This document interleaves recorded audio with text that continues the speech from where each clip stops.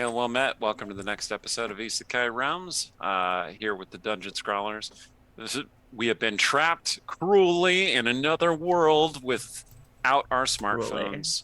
And some of us are trying to get back. Anyway, I am Eric Scott DeB, author, game designer. I run things on this stream. I play things on the stream. I introduce games on this stream.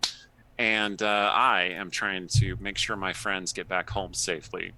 Take it away, Allie. You do the introductions very well. Well, thank you. I Sometimes. am I am Alexander Pitchford or Ali. I am a writer, game designer, and TTRPG streamer. And I'll be playing me again because that's how this works because it's Isekai.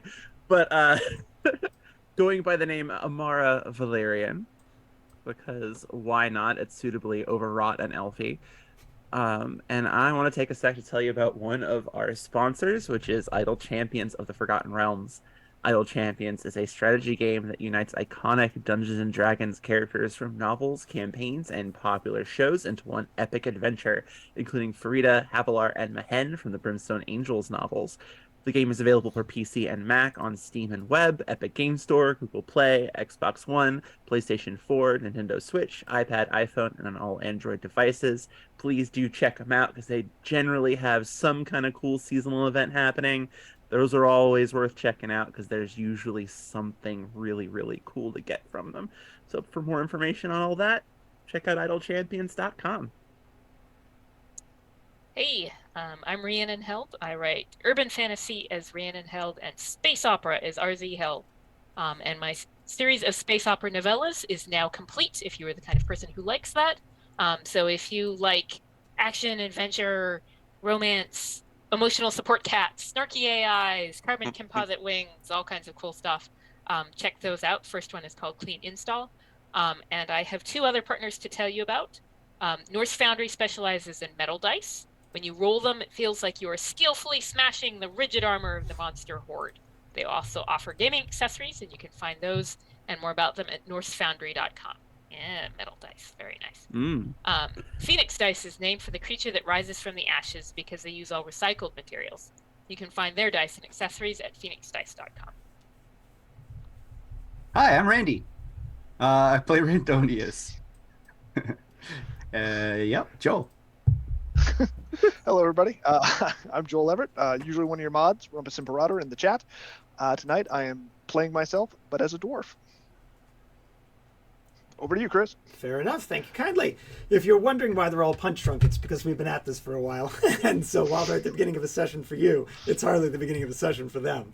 So to recap from where we left our heroes, you just happened upon an unexpected bounty in the basement, hidden within a concealed panel near a secret door, which I am going to presume for all of our benefits that you explored, deduced led into the sewers, and then promptly shut behind you.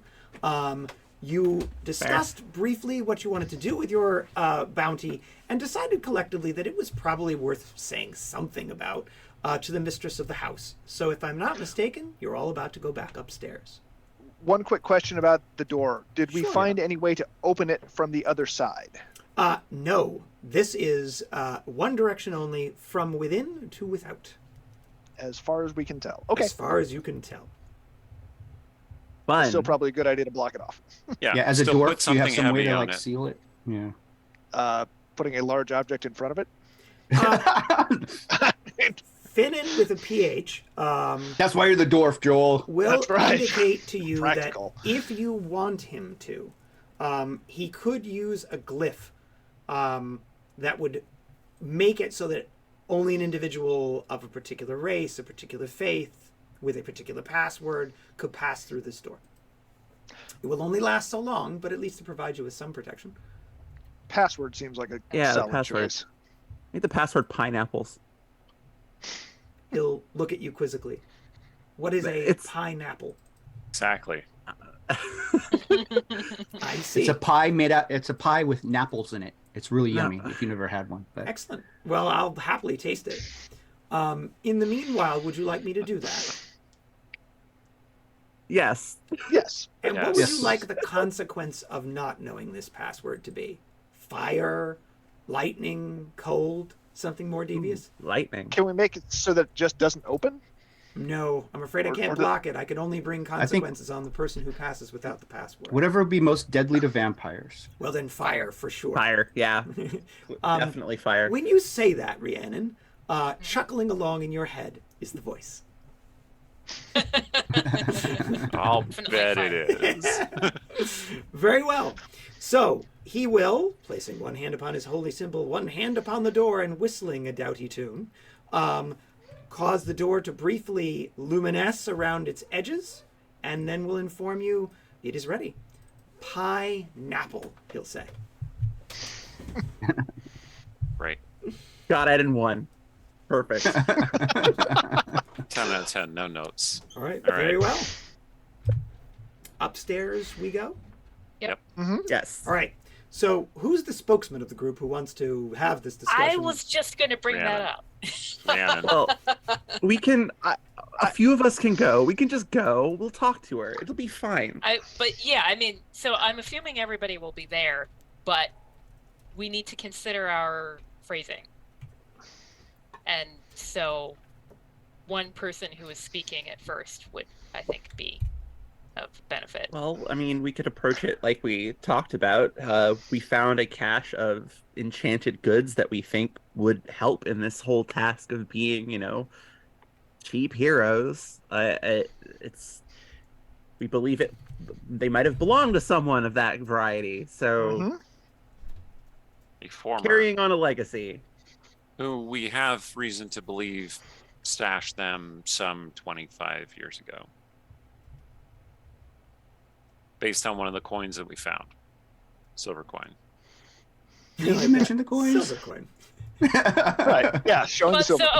okay, like, it sounds Based like on the layer you- of dust we you guys analyzed. have like your approach in mind then. So in which case I will step back, because I mean, I could talk. I'll talk. If Rhiannon, if you need to add anything or say anything, you are more than welcome to do so. well, I'm just That thinking. voice is back in your head, Rhiannon. Yeah. I'm just curious. You seem to me to be the wisest of this bunch, and yet you consistently defer to them. Why is that? I know I can't hear it, but suddenly I feel offended. And Rhiannon's Ooh. like, yeah, you see me too close.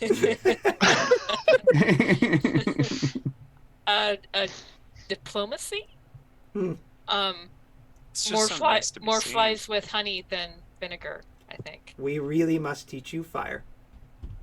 I don't think you get many flies with fire at I was all. hoping there might be like a gelatinous cube down there that I could toast, but no dice. So, sad. Very well. So as far as talking to Jamal, here's the thing. I'm wary of making it seem like because I know she's like, oh, just put on this play, we'll set up the symbol, and then you guys can leave. I'm worried that we're gonna get ensnared because Jamal will say, oh, but if you could just stay one more week, I have this great task that Shadowbane needs to do, and if you can stay one more week, then there's this other great task that Shadowbane could do. And so I'm wary of saying, we found this stash, and it's going to make us better heroes for you, because I will put my hand up, I'm not planning to stay here and be your hero for her. And so if in we need achieving to- this current task is how I would frame it. Yeah. And so I'm worried that the risk of saying, like, we have this great, like, set of equipment that will let us help you is that she'll say, great, you can have it as long as you do this one task, and then I'd like it back, please. And we really should give it back at that point. But, like, we're gonna need to eat while we're getting home. And so maybe we tell Jamal about like just the magical stuff and not the coin, or I was going to tell her about like, the coins. I I was going to tell her about the coins. okay, good. Well, Is Finnan listening? to all Finnan's of still this, by right the way? there, right? Unless you don't want him to be, then he is. Okay. Well, I would also say, and Finnan can attest to this, that the Finder doesn't just care about renewing life in Westgate, but in the world. And our quest takes us beyond merely Westgate. We have much to do as cheap heroes in this world on our quest to return home. And so I think maybe, I mean, his name is Finder, and I think he helped us find these goods. I mean, at the risk of sounding blasphemous, finders keepers. Finnan will laugh at that, saying, "That is clever. I may steal that from you." You're welcome to it. And she came up with that just now. Randonius, you make a good point, but as with many things in life, it's all about intention. And so to me, the real question is, would the reason that you would be keeping these things for yourself be for good cause, to truly promote those things that you're talking about, or would they be just to benefit yourselves? That's really the critical question. Not so much where they're used or when they're used, but how. Does that make sense? When good people go out into the world, then is not like their cause for the good of the world. Like, I think that the two are inextricably wound. So I certainly think that. I mean, my intent on keeping these things is to try to. I mean, they'll help keep us safe, and B, you know, we are at least probably going. I don't know. I would like to do good things. I think that'd be the right thing to do, and that'll help us. I do not wish to steal these items. No, I don't wish That to will not steal be them happening. either. However, I want to make it clear, my job is to get you all home safely. Those of you who want to go home, stop looking at me, Amara. These items will help us do that. That's the oath that I took to Helm. That supersedes other issues. And I If promise we think I promise to help with that, whether or not I want to go home. I'm gonna see y'all there as best I can. at the same time, if Jamal can do some good with some of these things, I do not think it amiss for us to give her some of them and make some sort of arrangement. That seems fair. Yes? Reasonable?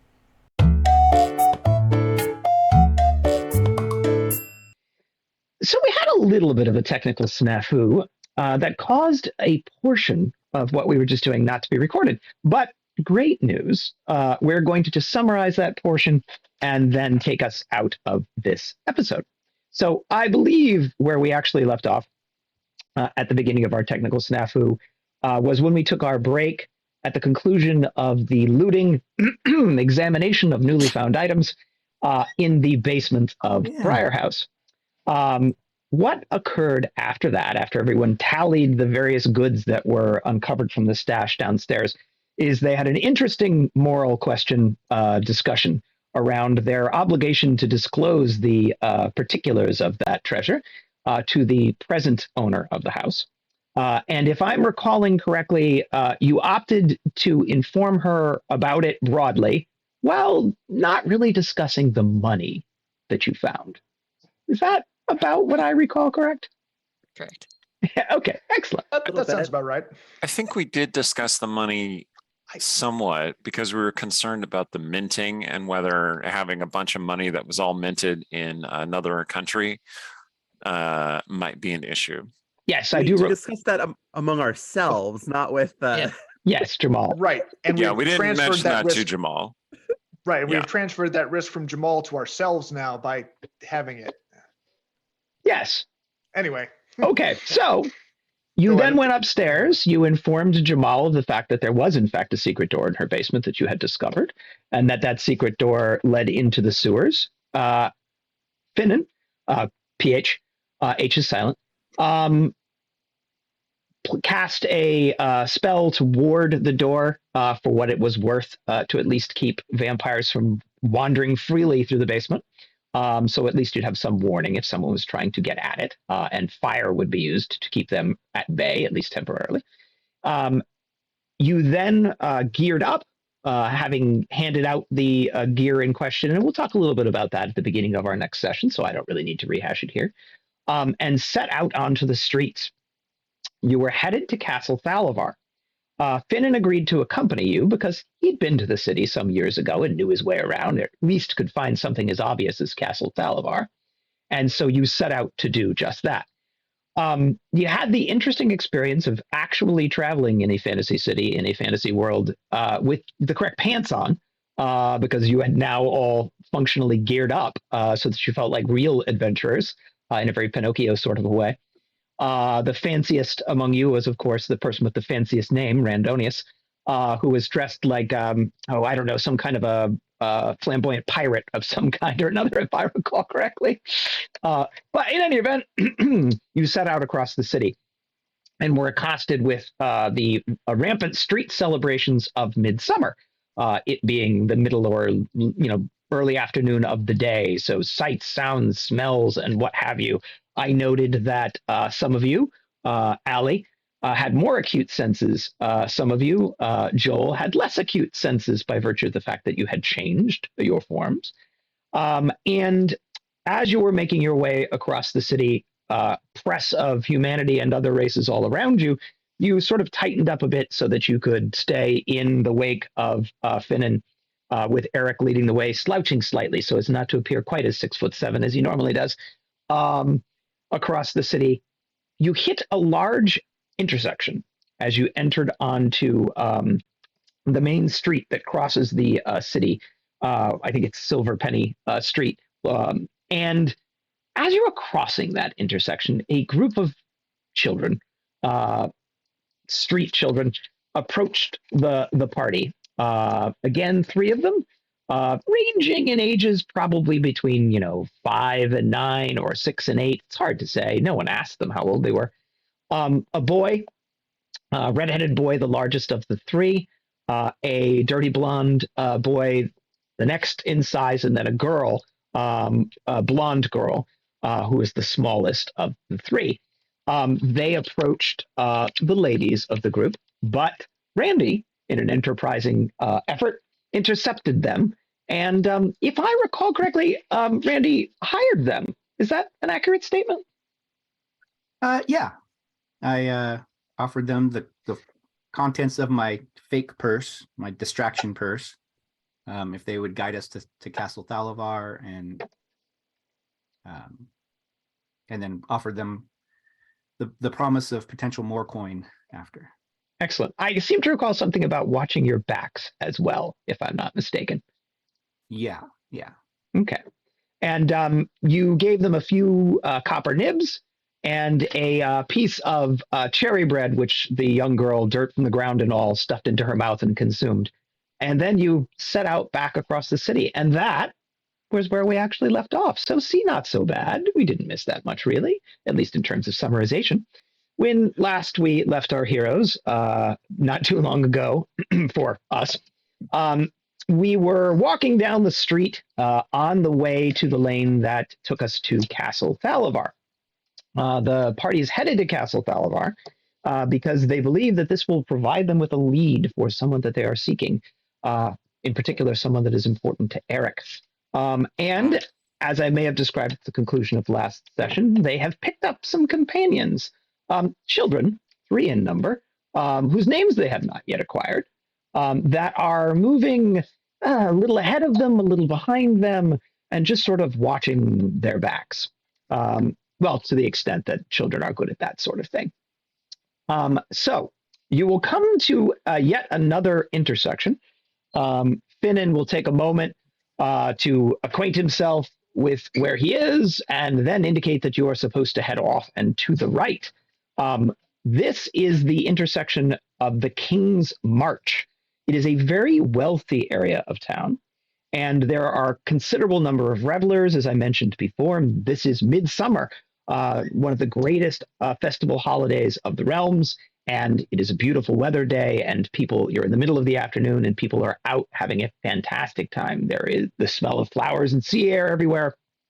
you will note that this street is a bit more heavily policed and a bit more restrained in its enthusiasm for partying.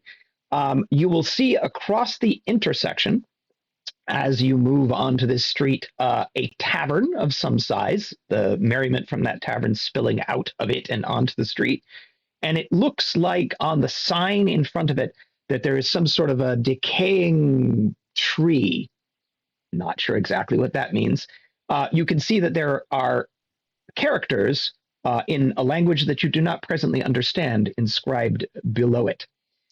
As you turn right onto this lane, you will see that the banners that are displaying from many of the buildings around you are the Thalavar family banners, which are jade green with a green feather of a different shade dominating this area. And as you approach, you can see the Thalavar family compound. It is called a castle in part because it very much looks like one plunked down into the center of the city, looming in the distance. There are buildings, towers, and gates, 5 main structures with gilt decor on them. The biggest is a many-turreted structure on the north wall. Why don't you do me the favor of telling me what you all look like? Because it's been a while since last we played, and it would be helpful for you to describe that for our audience. So, Eric, we'll start with you. Well, I'm 6'7", but I'm carrying myself in such a way that I'm not as big and in charge. Basically, my Clark Kent posture. And I am not wearing any armor. I am wearing just basic Realmsian clothing, and I have my green suede leather jacket, which is not actual leather, but probably resembles that to people in the realms. Because my wife is a vegan and I don't have actual leather things. I'm getting off topic. And I have a short sword belted at my waist, so it looks like I'm taking security seriously, even though I have no intention of actually drawing that weapon for any purpose. Is that because there's another weapon that you, if should be required, you think you can summon with ease? That's right. Vindicator is currently hiding out in that secret little compartment in the basement beneath Briar House, waiting to be summoned by a man of faith and conviction. Excellent. Which is hopefully me. Which is hopefully or you. Yeah. yeah. Or One me. Or the other. Yeah. One or the other. Well, I also don't want to suggest that only men can summon Vindicator. That's not on the list. You know, I'm just talking about myself. Anyway. Gotcha. All right. So thank you, Eric. So you look a bit like an adventurer, but not a particularly successful one. Well, I suppose. Okay. Rhiannon, tell us a bit about how you appear to the casual observer. So I'm still wearing same shoes, same jeans, but it's, some kind of probably, seems more like a man style in our world, but cut for a woman in this one in terms of the linen shirt underneath, and then the sort of like kind of whatever style of jacket over top that's the more decorated piece. A doublet. So that, yeah, or whatever. So. And do you have a color scheme? Well, I mean, I assume I took what's there, but as far as deciding what was there. Oh, there were many choices because, as I said, it's a costume shop. There were probably 300 outfits in that house. Yeah. Going, trying to thread the needle between like really dull and really like flashy, because I'm assuming like a lot of them are made to read on stage. So it would have been going more for something with one like color against a neutral. So say gray and red, or something like that, so that there is color, but it's not like colors together. Excellent. So gray and red it is. And are you armed, or at least as far as the casual observer is concerned, are you armed? Didn't there were like daggers being handed around at some point? There probably were. Not. Okay. You're not required to carry one. I'm just curious. Not particularly. And then whatever I was carrying, it's under the shirt, so around the neck, and then so the pouch is sort of here. protecting it from everyone, including the children that Randy has hired. Yep. Excellent. All right. Hey, can I ask 2 quick questions? Eric, Certainly. are you wearing a cloak? Nope, Are you sure? I don't think so. Oh, you didn't bring the cloak? Oh, yes, I do have the cloak. That's right. So be aware if you are wearing that cloak. I'm not wearing the cloak, though. I'm Okay. just kind of carrying it over my shoulder. Because if I were wearing it, it would be having its effect, which would be weird for people. Correct. It would create a bit of chaos in the crowd because you would always appear out of phase with where you really were. So people would be bumping into you, trying to avoid you, and etc. So anyway, Randy, how about you? And Oh, you had a second question, Rhiannon yes. has a shiny blue ring on her finger. Oh, yes. Oh yeah, the ring. I'd forgotten. Excellent. Should have made notes about that. Did I make notes about that? Yes, that's Probably an excellent thing to put on your character sheets. So I'll trust you'll be doing that. Okay. Randy. I'm walking along in a nice, lovely crimson. I don't know what it was, velvety, velour kind of. Yes, outfit. it's velvety for sure. As I said, it's a Velvety sort of a outfit with some flamboyant pirate outfit. gold thread Pirate tracing. King. Yes, there we are, Pirate King. A nice hat with a feather off of it. Indeed. I have throwing knives tucked away, and then I have accessible, and I have a K-bar knife on my belt, and I can't remember if I took a short sword as well, just for show.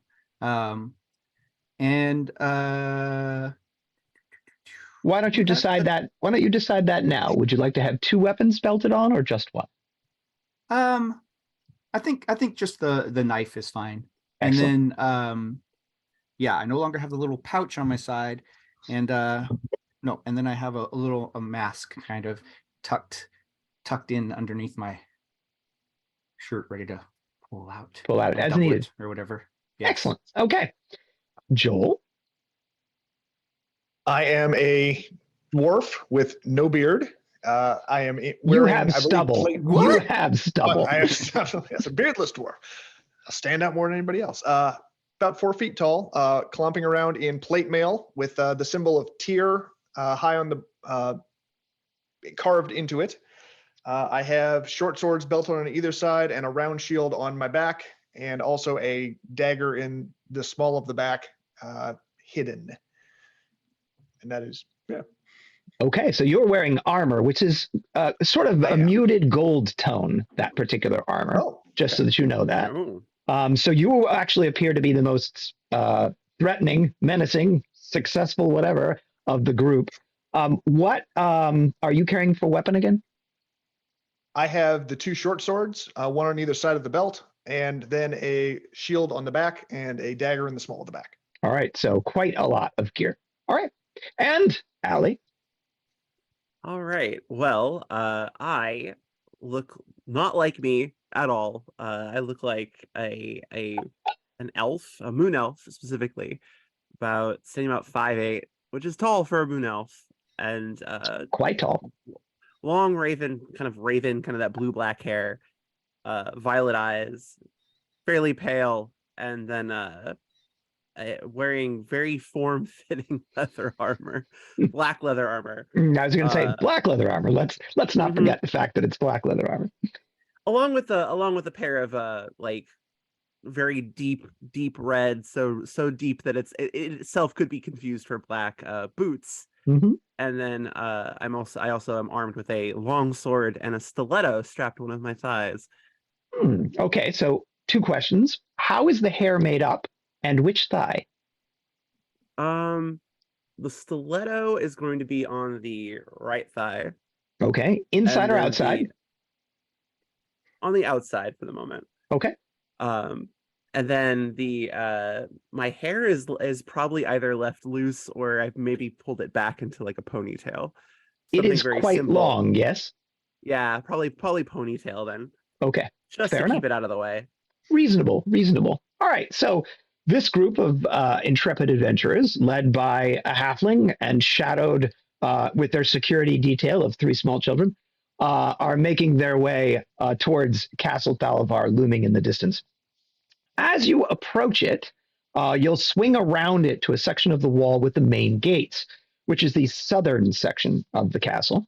And you will see a number of soldiers and guards, a half a dozen of them wearing the family livery, over what is probably studded leather armor, guarding a grand courtyard, which you can sort of spy beyond the open gates in the distance. There are trees, lawns, and fountains in there. But this half a dozen guards at the gate will stop you to ask your business.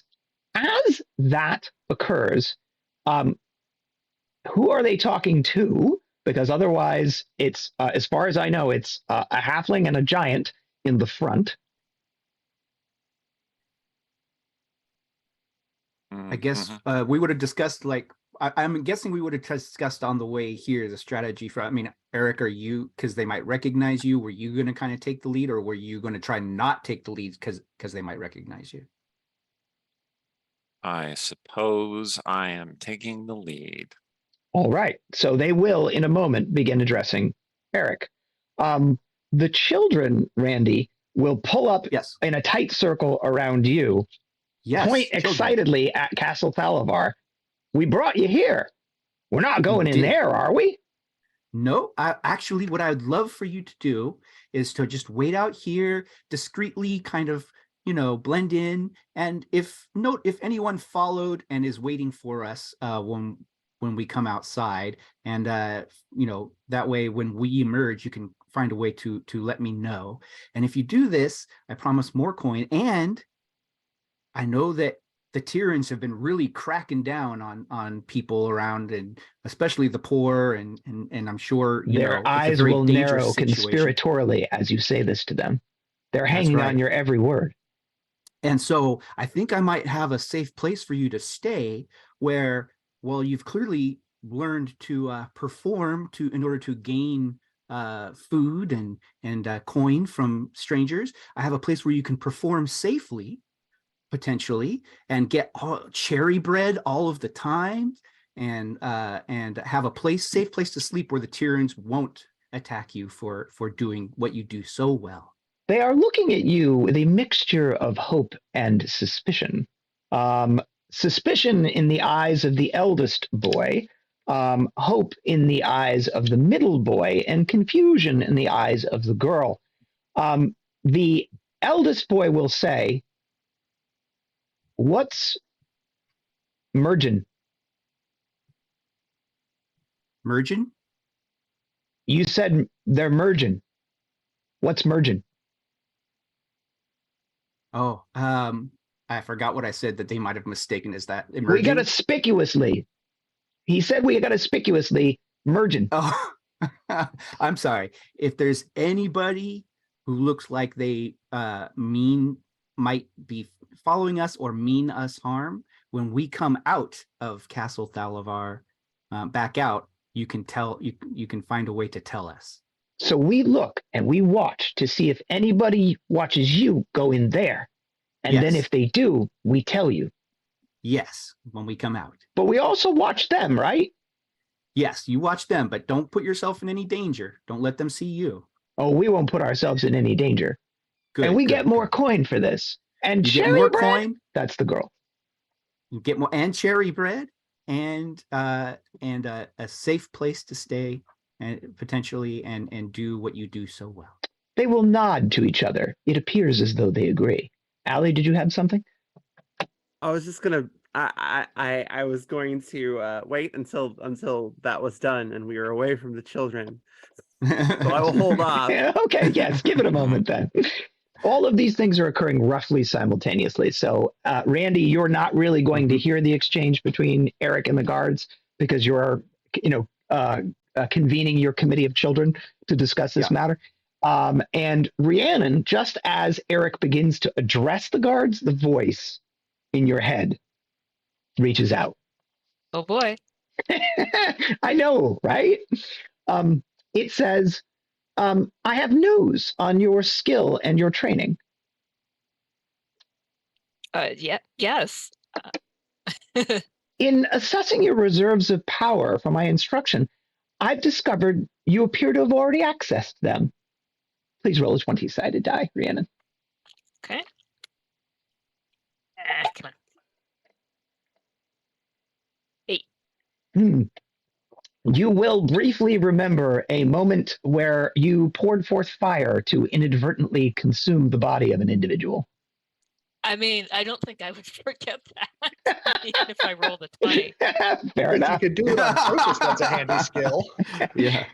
As you do so, the voice will continue on, saying, I suspect that access is what awoke my consciousness, but no matter. The good news is this. You already have within you the ability to call upon an incantation. Your mind has a name for it. Burning Hands? Ah, okay. When you're ready, I will tell you how to call it forth. At your present level of power, it will be fairly modest. Yep. Okay. So that occurs, and Eric, the guards will turn to you, seeing that you and your bedraggled group have arrived, and say, yes? Draggled. But before we actually approach the guards, yeah. I would like to say something to Eric. Please, Would it go make ahead. sense maybe to, as You'll a way need of to gaining you'll need to access, yell up to him, really, because or bring him down to my level? I know. okay, got it. But as a way of gaining access, maybe we should bring word of their deceased kinsman, if word has not already arrived, Yes, we should definitely do that. just as a way to get as a way to gain audience. Just a thought. That may, yes. Okay, Eric, are you ready to address the guards? We're going to do our best. All right. So, yes. What do you want? We bring word of fellows of your order who we have good reason to believe have come to dark ends, and we would wish to speak with the kin of those who have fallen and Thalavar convey. family guards. Yes. And who are you? My name is Elric. And you are an adventurer? I am, Hmm. as it were. They're looking you all up and down. Could you each roll a 20-sided die for me? Mm-hmm.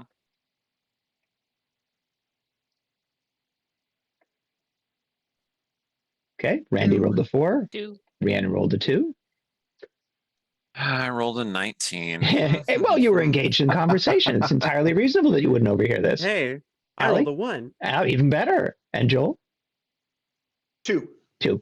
All right. Well, everyone else Nice. simply watching Eric give his speech will have a better sense of what's being muttered behind everyone's back than Eric does, because he's engaged with at least 2 of the guards in conversation. The remaining 4 are muttering amongst themselves.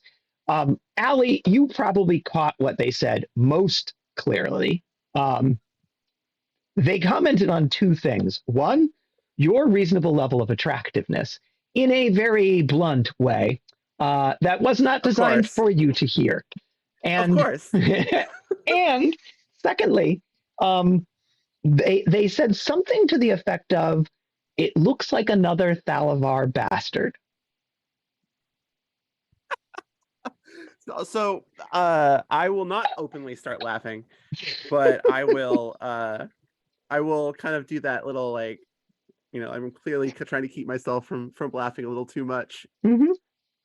And I'll just glance at Eric, and I'll just kind of sticker a little bit under my breath. Everyone rolling a 2 will hear, and you, Allie, will also hear the guards say amongst themselves, best fetch the matron. And the guard speaking with you, Eric, will say, wait over by the servants' entrance, pointing to his right at a smaller gateway guarded by 2 rather bored-looking guards about 30 feet away. Very well. Thank you. Okay.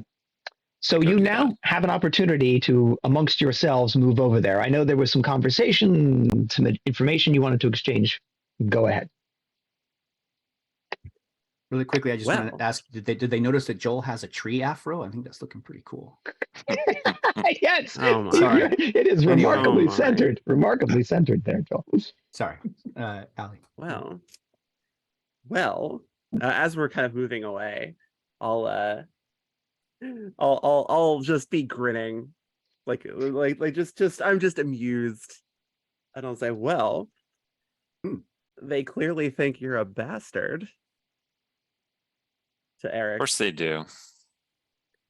Also, they No, seem no, to no. Like a member of the family, not. No. Yes. Oh, that too. Well, I would assume that they do. Otherwise, how else would the resemblance be explained? Easy enough, I suppose. And you do wield a bastard sword, right? So No, they don't. At times. But he doesn't have it with him. It's a meta joke. It's a meta joke. It's a sneaky Also- bastard sword that appears only when summoned. And Also, I heard a little too much. A little too much. They liked me. A little too much. oh, Hmm. And whose fault is that exactly? Hmm. Theirs. Obviously There you go. theirs. Anyway, Don't you So start while with this is me. going on, I'll be keeping an eye on the crowds and looking for Randy's lookouts. oh, they're there. They're observing Okay. you from around the square, conspiratorially looking left and right, as though there are, a battalion of ogres that are going to come stalking for you at any moment. You've acquired several lost boys, Randy, for what it's worth. Okay. I'm doing So- the good work of finder. Yeah. Okay, so Allie, I think you also wanted to talk to Randy about his good work. Yeah, I just wanted to briefly be like, you probably shouldn't go making promises for other people. Like, that's not our house. That's not our place. We can't just start offering urchins room and board. Well, I didn't say That isn't Jamal's ours to do. place. I said I can probably find you some place. I'm certain that I mean, if Okay. nothing else, I can get cherry bread from her to give to them and give them some coin. And Jamal may know of like a orphanage or other type place where we could, with a couple of coins, I could All right. perhaps get them All a right. plate. All right. Yeah, but I mean, I think it'll be perfect. She's lost all of her performers, and they are natural performers, so she may see Child them. labor. Got it. All right. Yep. It's the realms. No, At a minimum, I'm they kidding. can pick pockets in the audience. And that makes it okay. No, apprentices. They apprentice early. Very well. So you will conclude that conversation. Meanwhile, you're looking at two fairly bored guards.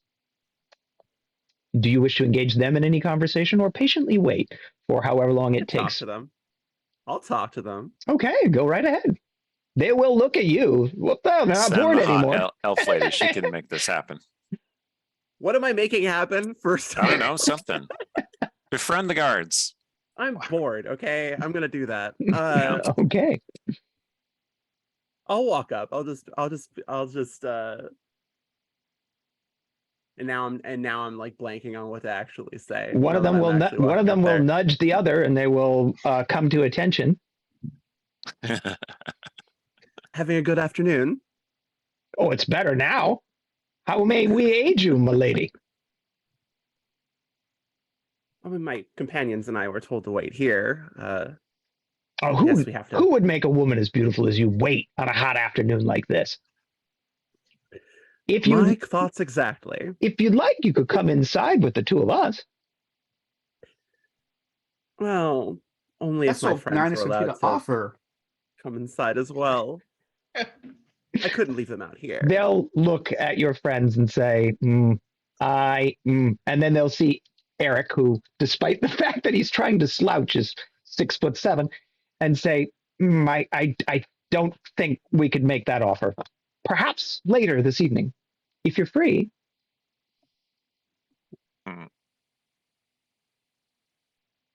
And real Allie is blanking the out on that. But I'll just she'll just go, we'll see. I do have a lot on my plate at the moment. Would you all like something to drink? The other one will say. I could get you some wine. I could go for some wine. And she'll look at the others. Okay. Party of adventurers, have you a libation? I'll None for me, thank you. pass. Thank Okay. you, but no. Oh, All well, right, if everyone so- else is going to pass, I'll have some. If Alex, I mean, I'll have I like some. that. I- If I'm everyone usually the else designated isn't going to drink, I'll be driver, drinking. like If I'm the they're only one going who to never seems to refuse. Gotcha. Yeah. All right, well, it's not like watered wine. one of those two guards will scamper off to go in search of wine, and the other one will simply stand there waiting, observing the street to make sure that there are no dangers and that they haven't just been suckered into some sort of a thing that they're not supposed to be doing. Okay, a few minutes will pass, and a person, two individuals actually, will approach. It isn't the guard who went off in search of wine. It is a matronly looking woman wearing dark green with the Thalavar symbol prominently displayed at the breast, a high necked dress with her gray hair, long gray hair, up in a rather severe looking bun at the top of her head. She has a unfriendly look about her, and the lines of her face over age have shown that this is not a person who smiles easily or frequently. She's somewhat on the thinner side, and she's followed a few steps behind by a individual who looks possibly Shao. He's definitely Asian, about 5'6" to her 5'8". He has a mustache, rather significant looking one, but no beard. Black mustache, black hair, and he's dressed kind of like a monk. I suppose I would describe him in sort of like the Asian style, with dark green and black silks, again with the Thalavar family symbol on it.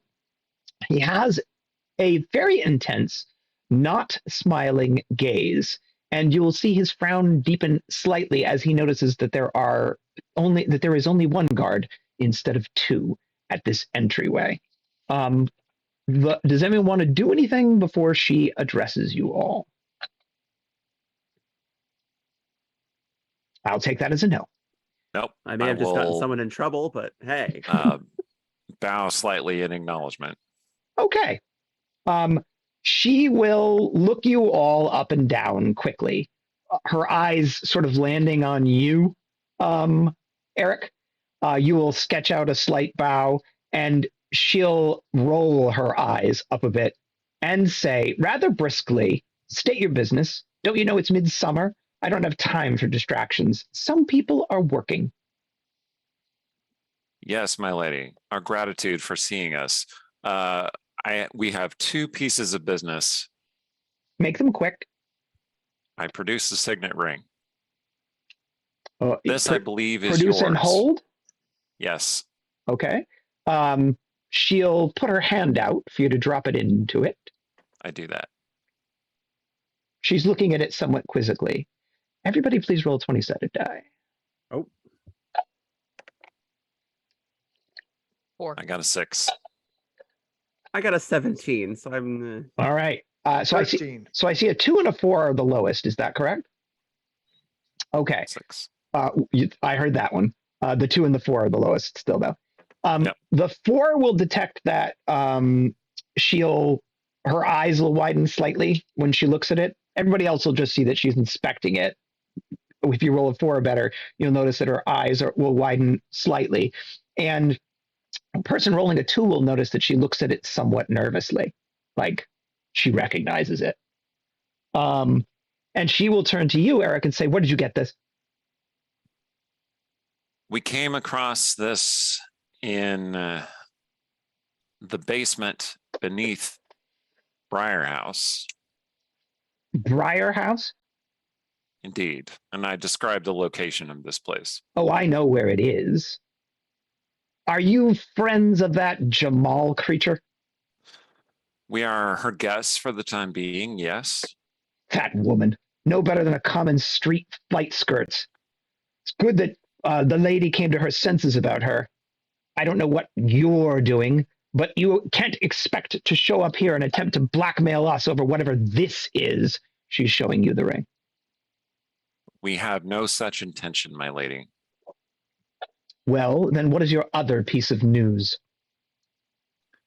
We have cause to believe that certain servants or relatives of the house have met with grisly ends at the hands of the darkness beneath the streets of Westgate.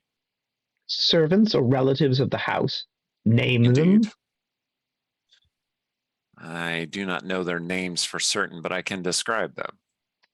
Go be about it. Okay, I describe the people from my dream. Okay. Everyone please roll a 20-sided die. All right. So this isn't Thistle 18. then. Okay, 7. 16. Yay. 16. Yeah, 18. Okay. And Joel, I believe you're our last holdout. 18. Okay. No one will notice a darn thing. Anyway, so you'll give a physical description. You'll say, never heard of them. Well, in that case, just the ring then, I suppose. I suppose. So is that it? You're not come calling as yet another bastard seeking mercy and free gold? I have learned that my particular face is recognizable, but no, I make no claim of being a descendant of your household. Well, No good. true claim, anyway. That's delightful, because I have enough bastards turning up on my doorstep attempting to throw themselves on our mercy and purloin money from us. So then, if this is all you've come for, thank you. And please be gone. I was hoping that you might see fit to grant us an audience with the Lady Thistle. So apparently she does laugh, but it's not a very merry laugh. Mhm. It's sort of a mocking laugh. And as she's laughing, you'll see, Allie, that there is a guard approaching with a bottle of wine coming from the distance, who spots this discussion taking place and abruptly turns on his heel and begins retreating in the opposite Yeah, direction. like I might even kind of like lean over slightly and just kind of like, Give him don't come this way. All right, so sadly he made it back a little too late. She barks out that long, bitter laugh, and she says, "Do you imagine that the grand lady of this house sees beggars from the streets or cast-off bastards? She's busy on real business, and you're even bigger fools than I took you for asking such a thing. Get gone." I'm gonna step forward at that point. I'm just gonna be like, pardon me, do I look like a beggar? Oh no, madam, you don't look like a beggar at all. I can assure you that we are neither beggars nor bastards. Oh, the implication in that I will silence. take off my hat with a flourish. This I'll house. take off my hat with a flourish and I'll say, "Milady, it is true that we sometimes, as adventurers, walk the line between the noble and the common, but perhaps that is exactly what you are in need of right now. For we sense a great danger to your household, and if that danger is something that has your usual security and wealth has not protected you from, perhaps we are exactly the ones that may be able to assist to go places where maybe you would not deign to go to investigate things that you would be loath to associate yourself with." And what a merry band of buffoons you are. So I thought, not a bastard, that you weren't going to threaten us. That sounds an awful lot like a threat to me. I'd watch your tongues if I were you, Bully Blades. I'm the valued servant of a noble house. I may not be a lady, but it doesn't mean I don't have the protection of one, and we've guards aplenty, and the respect of the law. I've nothing to fear from the likes of you. We offer aid, not threats. What manner of support could you possibly provide that either I or House Thalavar would be interested in? Are you going to entertain someone to death? While she's talking, she has the ring right now. She right? does The in her signet ring. hand. That is correct. I have no skill at like sleight of hand or pickpocketing or anything. I mean, But everyone has some skill, Rhiannon. It's just not terribly good. I'm wondering if for the element of surprise, people don't generally, if they're holding something, expect you to just like barefaced like walk up and try to take it. That is probably true. Are you thinking about doing that? Yes, because it's all very well to hand the signet ring to a servant and then. So the mark is okay. in your head. Yeah. Oh, if you want her to fear us, I've a way to make her do that. That's plan D. Let's go with plan A for now. Okay. So please tell me what plan A is. Plan A is that I will just like sort of be like just generally normal, 5'3", and like get a little bit closer, like and participate in the conversation, and then just sort of like reach out and take it back if she doesn't like fight. So this isn't a stealthy grab; it is a deliberate grab. Yeah. Okay. Yeah. And I wouldn't be a dungeon master if I didn't ask this question. Are you sure you want to do that? Well, if she has no interest in it. I'm just asking the question. You give me an answer and we take it from there. Well, so we're getting tossed out is my read on this. And, I think that's a pretty clear read, yes. I don't know that like our ways of going at it so far have seemed like they're gonna prosper even with more effort put into them. So I think we need to have the ring and say that we're going to give the ring to Lady Thistle from our own hands. And so to do that, we need the ring. It needs not to be in the servant's hands. All right, that's fair. That's fair. I do have one more thing to try. If we want to try one more thing before we go to... This is a lack of coordination situation, Eric. I'm afraid this is going to happen regardless of what your plans may be. Do whatever.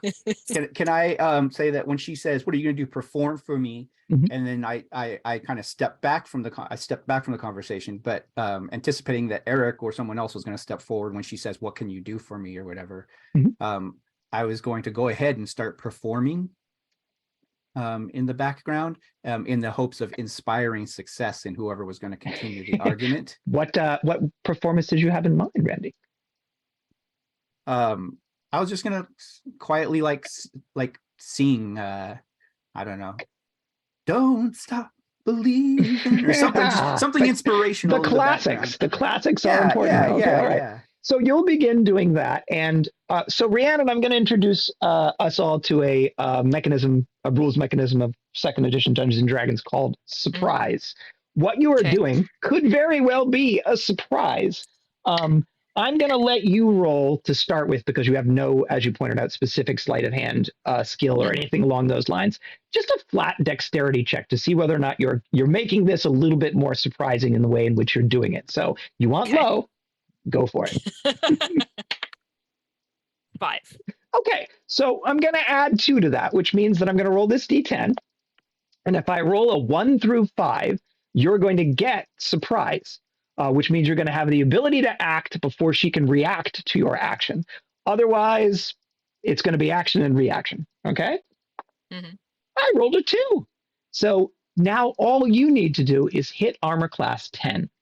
Which means you are rolling a THACO, and all you need to do is roll a 10 or better. I'm rolling a what? You're rolling a 20-sided die. Okay. You were trying to hit armor class 10. Your base THACO is 20, which means you just need to roll a 10 or better on that 20-sided die, and you will snatch that from her palm, Grasshopper. 19. You do it adroitly in such a way that she is actually shocked by the fact that you did it. So you will literally just walk up and snatch that right from her palm. A couple things happen in the immediate aftermath. Yes. One of them is, and this occurs faster than any of the guards can react. That man who was a few feet away is suddenly now in front of her. He will move with speed and move to interpose himself between you and her, as if perhaps he is attempting to defend her.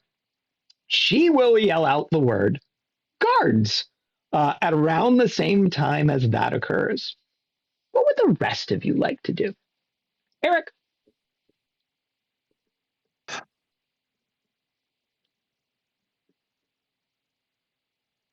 Is he frozen? Pass. No, okay. No, I just don't know what to do. Okay, fair enough. Come back to you. Joel, I think you have a I plan. am going to immediately clank up and impose myself in between that fellow and Rhiannon. Okay, so And we're just, we're no double weapons in hand, but bodyguarding still, it. Double bodyguarding it. Yeah. Yeah, basically. Yeah, just, sorry. Go ahead. Yes, I'm Allie, jumping you ahead. no, just go ahead, Allie. I mean, I'll step up alongside Rhiannon at that point, and my hand will go to probably the quickest thing would be the stiletto. Actually, I'm not pulling it yet, but my hand is on the hilt of that thing. Okay, Randy, you don't stop believing, Randy. Hold on to that feeling. I am holding on to that feeling. Yeah, okay. I'll step back even a little bit more, and I'll be like, "Don't stop believing." Okay, and Eric, you got something for me?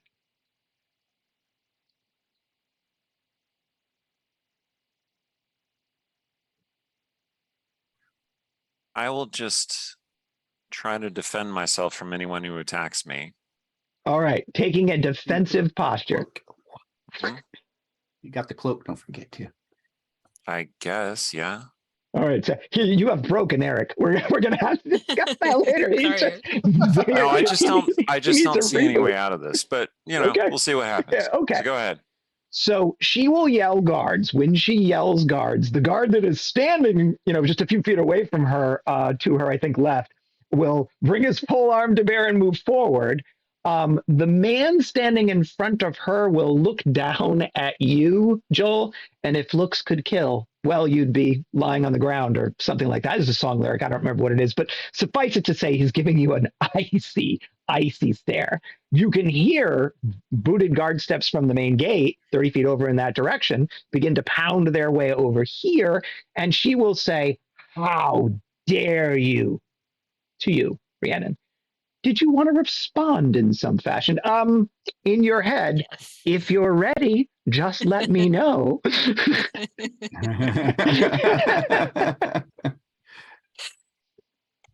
Okay, ill planned, but I guess it's my turn. Y'all Yes. have had your turn before. So I'm going to have my hand over the signet ring, like in a fist. Mhm. But the other one I'm going to be like, okay, everybody, calm down. We are not to be dismissed, but I didn't come here to fight. We came here to speak to Lady Thistle, and my friend was a bit precipitous in simply handing over this ring. I think it is of interest personally to Lady Thistle. So, You'll get I about apologize. that much out. Yeah. As the guards from the front gate, so 4 of the 6, pound into position around ringing you guys. So you are now basically surrounded from the back, as they've sort of gone into a semicircle around your group. And the guard from the front, and you'll hear in the distance a wine bottle crash, and booted footsteps come this way. I'm now gauging, is it better to be not here or here when the guards are called? I'll give you a second to do something in a moment, Allie, but I just wanted to give you that comic relief. Yeah, no. I was more just like generally reacting.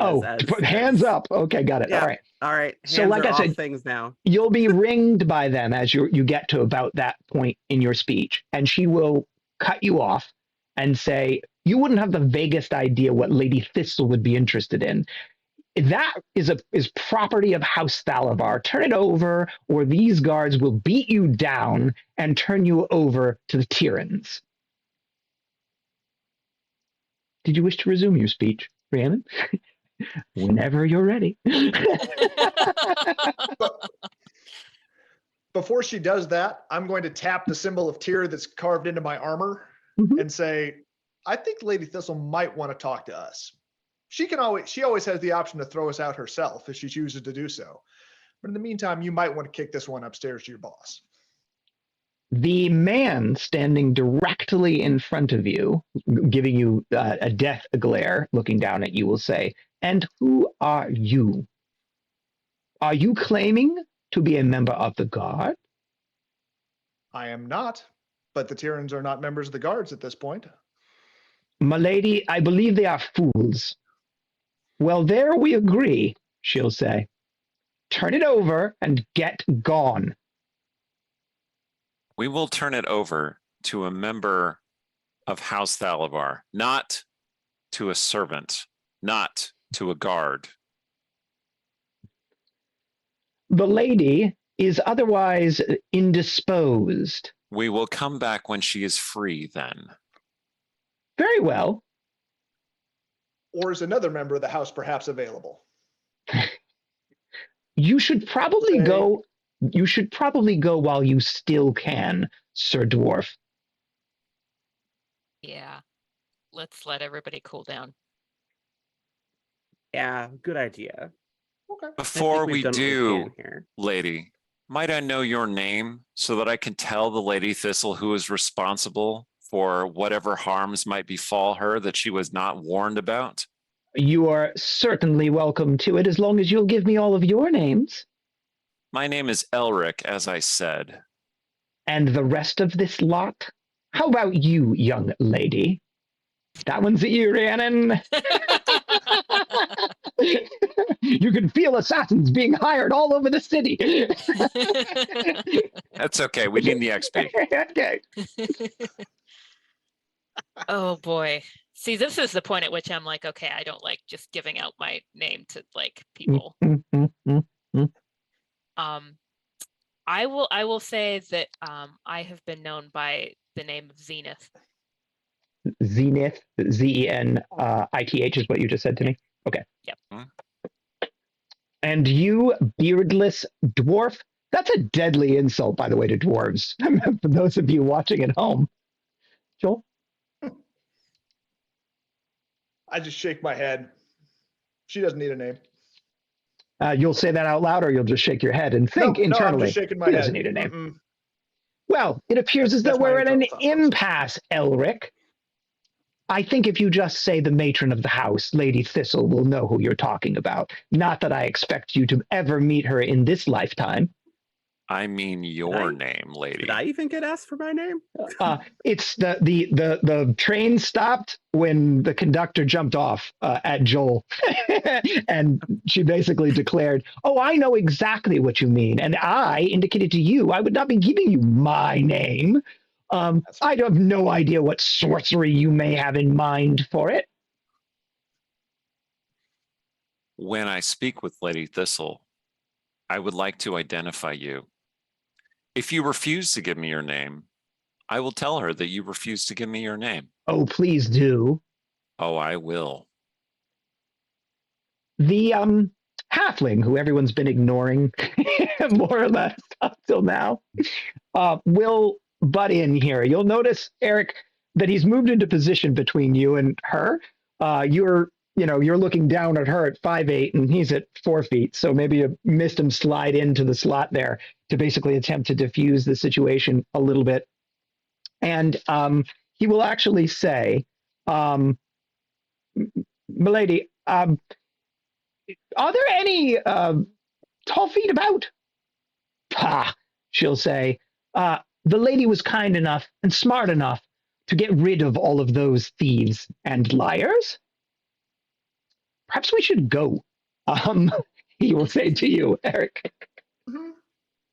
We're going. Please make Very it well. swiftly. You'll see that the guards will part to give you an opportunity to do that. Randy, could you roll a 20-sided die for me?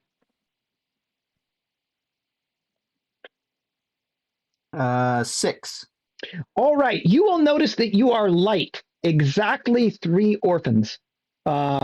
There were formerly scattered about the crowd. Something, I don't know what might have happened here, seems to have caused them to flee, assuming that there might be some trouble of some kind or another.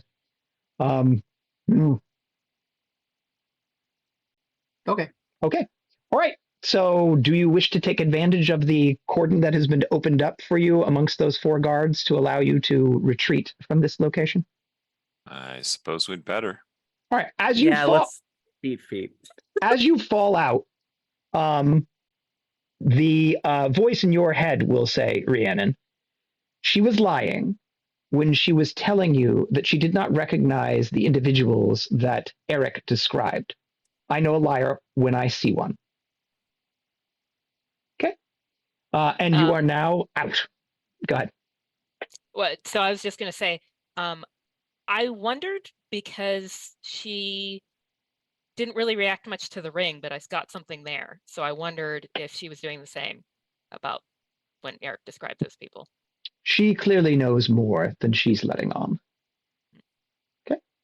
You are now clear of the guards such that you can engage in conversation with each other. You will notice that people on the street are paying attention to you because you just put on quite a show in front of a big house of great importance in a wealthy area of town. As a matter of fact, there's a guard patrol coming down the street. If you'd like to avoid them, I recommend speed back in the direction that you came from. Yeah.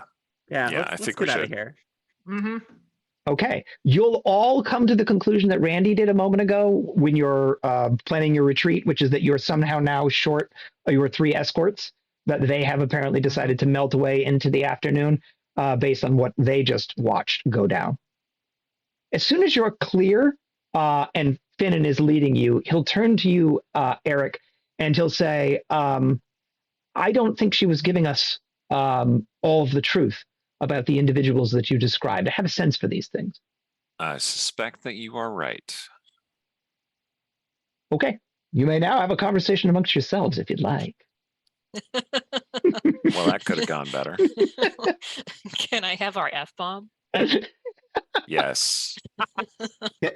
Can you remind me why we were going to Castle Thalavar? It was just to ensure the safety of the young future Shadowbane? Was that? Yes. Yes, there was a vision of Gedrin and his mother being attacked. That youth is at in some danger. point. Okay. Yeah, because but we need that ring if we're gonna have any way to sort of get in there without fighting our way in. I agree. That's our only bargaining chip. And the fact that she mentioned blackmail makes me think that something associated with that equipment that we found is something that they would like to keep quiet. I think you did the right thing, Rhiannon. Yeah, Making sure we got that ring back. I did notice that she was nervous when you showed it to her. Well, and then I think she was also lying about not knowing who you were talking about, Eric. I think the same thing, Les. Finnan, your question about tall feet. Did you perhaps know somebody who was formerly associated with the house? Olive. She ran a contingent of my people that provided security for House Thalavar. She was an intimate of Thistle. I'm shocked to discover that she's gone. There must be something afoot. So Olive might know a secret way in, or how to circumvent the guards? Olive might, but she's not here right now. Yeah. Did she mention anything to you? I didn't ask her about House Thalavar. I didn't expect that I would need to know. That doesn't mean do you have any way to contact her? No, I'm afraid I don't. None of the spells at my disposal using the power would allow me to do that over such a great distance. I could send a note, but I don't know how long that will take. Might we locate one of these tall feet who were formerly guards of the house? We could conceivably attempt to do that. There is a halfling community here in town. If you give me a couple of days, I could try to find out something. Okay. I don't know if that's what we want to do. It's just putting all the options on the table. That might be our best option. We seem to have lost your companions, Finnan will say to you. I know. That makes me very sad. I had hoped to in the spirit of Finder, to renew their lives and bring they don't really have a reason to trust us, though. So understood. And we did to teach them. They may also just be hiding. I mean, we might see them again. Yeah, a street brawl with a number of guards. If you want to find them, the chances are that they live in the area near that intersection. Usually children like that are going to stay close to where they live to do their business. So we could probably track them down. But what did you give as a name, Joel? Let me look up at my thing. Joel. I'm like, what did Joel say? Yes, Joel. Finnan will say to you, Joel, what you and Elric were suggesting may be true. They probably saw us about to engage in a brawl with the guards of one of the city's most powerful houses and decided that for their own safety, it was best to run and hide. I suppose that's what I would do if I were them. I mean, my heart wants to go home, but I don't want to pull the whole party into a side quest. So we can. What is a side quest? Don't worry. That is when Finder. That is when Finder leads you on. Everybody in the world could use a little bit of help, but you have to pick and choose where your efforts will be best applied and have the greatest effect. And so sometimes you have to choose which path to follow and follow the greater path. Choice is terribly important, and it is very important that we all make the right ones. So yes, indeed. Yes, I see your point about these side quests. Yes. The effort we would put into finding the children might be better put in the end towards some greater purpose. I wonder if there's some way to get a message to Lady Thistle. So, okay, somebody who's better at taking notes than me. Do I recall Jamal talking about how Lady Thistle's behavior has changed? You do Not recall that. Mm-hmm. Yeah. So Jamal indicated that Lady Thistle and she were close at one point in time, not so long ago, no more than about 4 years. And that as Lady Thistle has sort of come into her own, at first she was attempting to engage in certain reforms on behalf of the people of the city, but that slowly fell away as she assumed sort of more responsibilities. And she laid it coincidentally on her being courted by some Cormyrian nobleman who she didn't name because nobody asked that. Yes, yep. Because nobody asked that specific question. But whether that's directly connected or merely a coincidence is anyone's guess.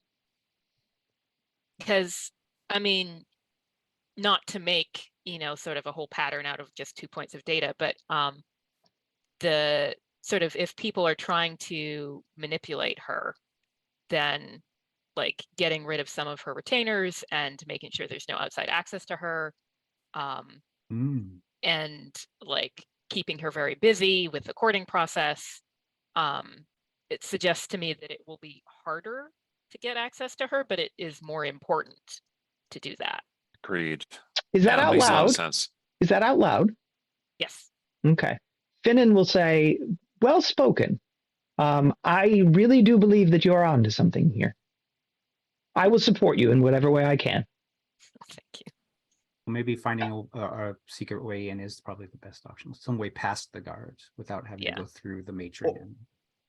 Or at least a friendly, someone who can get word to Lady Thistle, via the former guards. Tomorrow is shield meet, is it not? It is. Yes.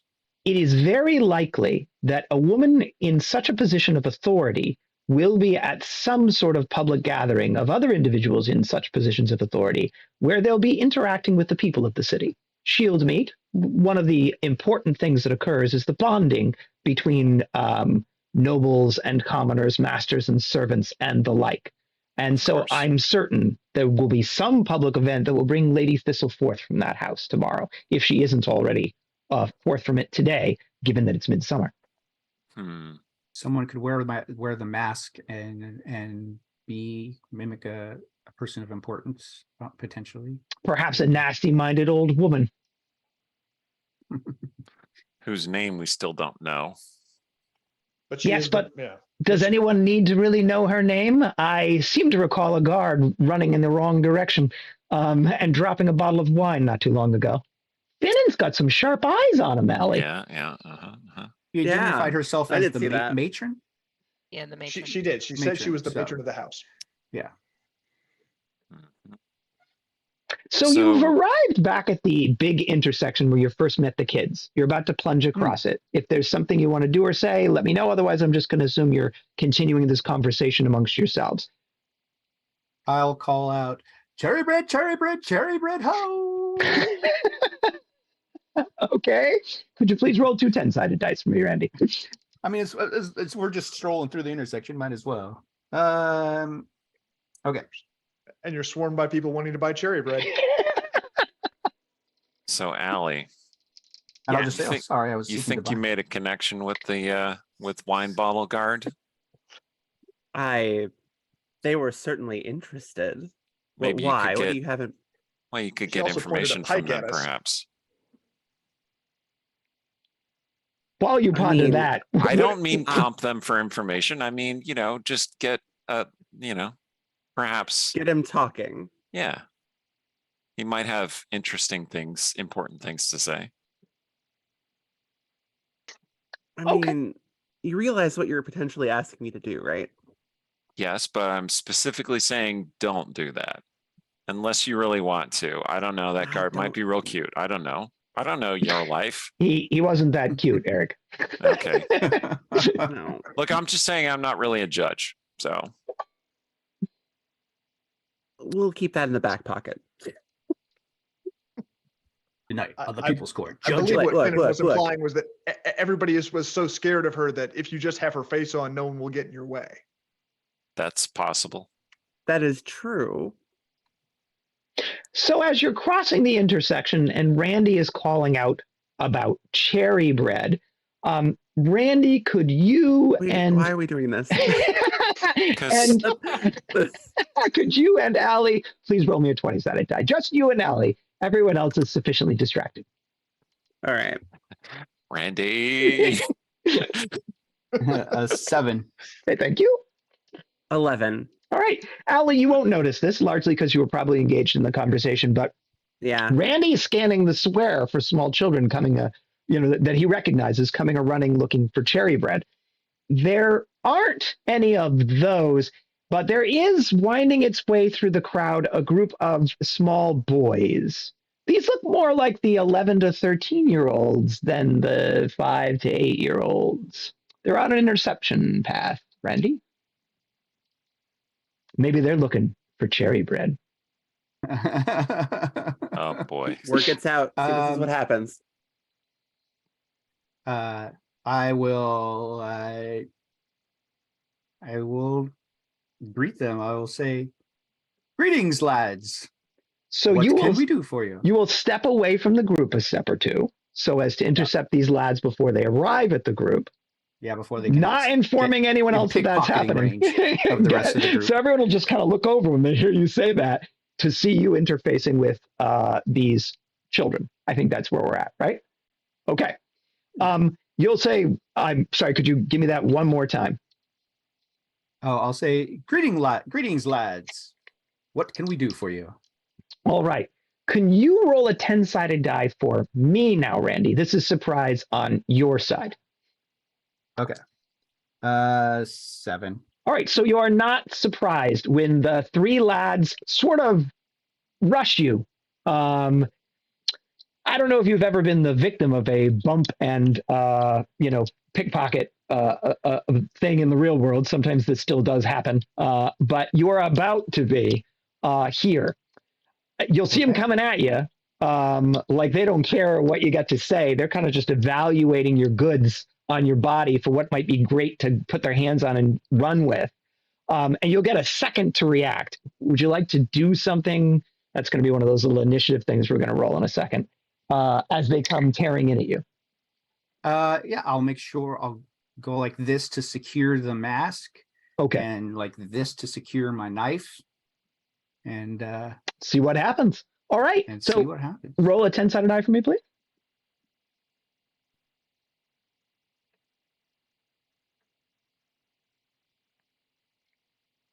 Three. Okay, so you'll get your hands on those items before they bump into you.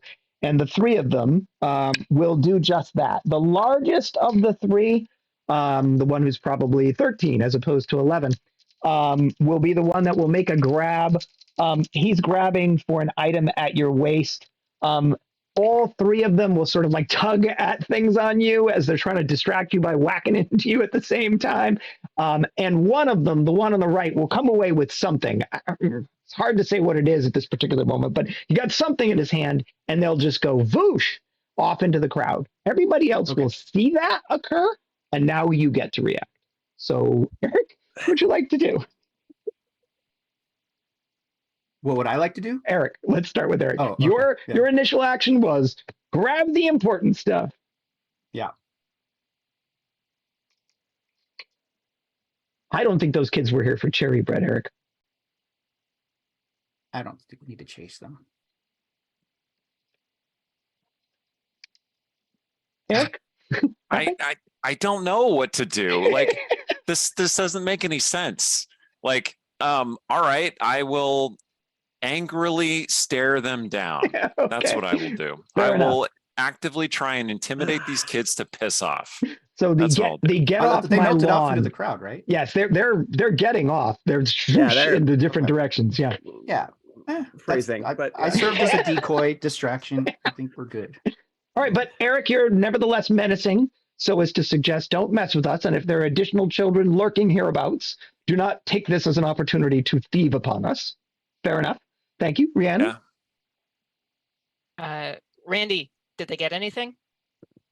I'll have to take inventory when we get someplace safe. Okay, Joel. Nothing. Just glare after them. Okay, you're glaring into the I'm not crowd. going to catch them on these. I'm not going to catch them on these stubby little legs anyway. That seems unlikely. And Allie, shaking your head both physically and inside. Yeah, like I'm face palming at this point. I'm just like, let's just go. Let's. We'll deal with that later. Like Trying to remember if Randy was carrying anything important. Yeah, I held. So just to verify, though, I can still feel the mask. You can. And the knife that I held onto. So I'll say I held onto the things that I thought were important. If they got something, it might be, a piece of tech or something from my backpack or something that'll be useless, or maybe they'll get some coin for it. But I'm not too. Yeah, we can worry about that once we can get someplace safe and take inventory. It's just We should probably get out of the middle of the street then, Finnan will say. good idea. Yep. Back to Briarhouse. All right. Mm-hmm. So you will do just that. So anybody have anything else to say on your way back? It'll take you about another 15 minutes from this location. On the way. Oh, sorry. Well, I was looking for like anywhere that seems like they could teach me cantrips, not to go in, but to mark it in my mind for when it's not so busy. Gotcha. Okay. Could you roll a 20-sided die for me? 2. There is along the street that you turn onto, or that you're about to turn off to Silver Peace Lane or Silver Penny Lane, onto the street that the Briar House is located on. On one of the corners, there is what looks like a wizard's shop. So you've marked its location in your mind. Okay. Anyone else have anything else? All right, then you are standing in front of Briar House, and this is where we will take our first break. All right. Okay. And we're back. Welcome back to more Isekai Realms. Chris, take it away. All right, thank you very much, Eric. Okay, so you are standing in front of Briar House, having made your way back across town. Randy is going to go through his stuff and determine which of the many things that he had was stolen. Randy, you'll discover that it is in fact a small mirror that you brought with you from Earth. So you won't be getting another one of those that got somehow lifted and taken. So perhaps they'll reverse engineer this technology like Terminator 2 and you just doomed the whole world. But if that doesn't happen, then everything will be fine. You have a moment out in front of Briar House to decide what it is you want to say when you go inside to Jamal about your experience at Castle Thalavar. Well, Jamal probably knows who that person is. Probably. She might be able to give us some insight. We should also warn her that we made a very bad impression and there might be trouble that comes out of that. And that we did mention her, that we were guests of hers. We did not say that we worked for her or that we were her allies, exactly. And we came out of this, I don't know how much we want to discuss with her, but I think what I feel we came out of it with was basically two options. One was try to track down one of the tall feet who originally served as a guard there and see if we can find a secret, like a secret door, or some way to get into the castle and see her bypass the matron of the guards. Or option two, try to waylay her at this public event in some way. But and somehow Jamal might be able to help in that, in the sense that we would need to appear as if we belong in a function for high people. But our business is not actually with Thistle. Our business is actually to protect Gedrin. Yeah. So I don't. Maybe Thistle is a distraction. Maybe we don't need to get to her. Maybe we just need to find out where Gedrin is. I mean, that is potentially a route we could take.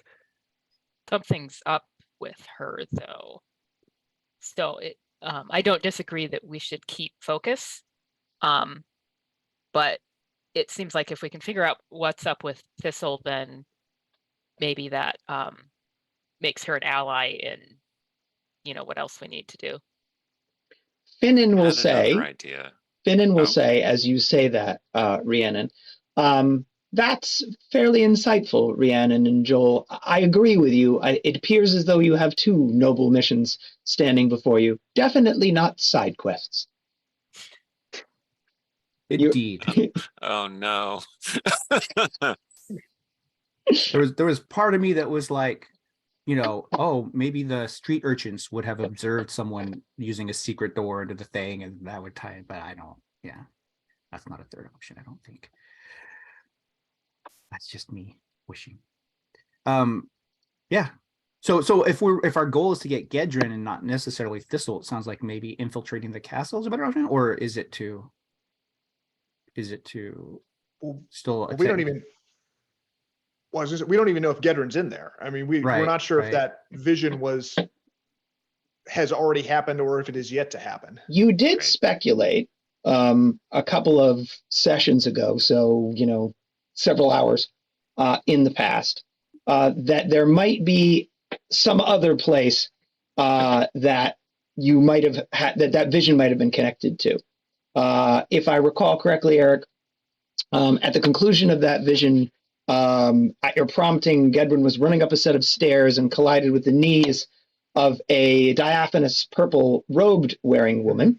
And you believed that was something important in terms of where that location might be. Do you remember that? Yeah, we could go to the Purple Lady. Purple Lady. Or whatever the Purple Lady's called at this point in time. It's the Purple Lady. I mean, I am curious what it would look like. I take full responsibility. Only having ever heard it described, I am curious. I will admit.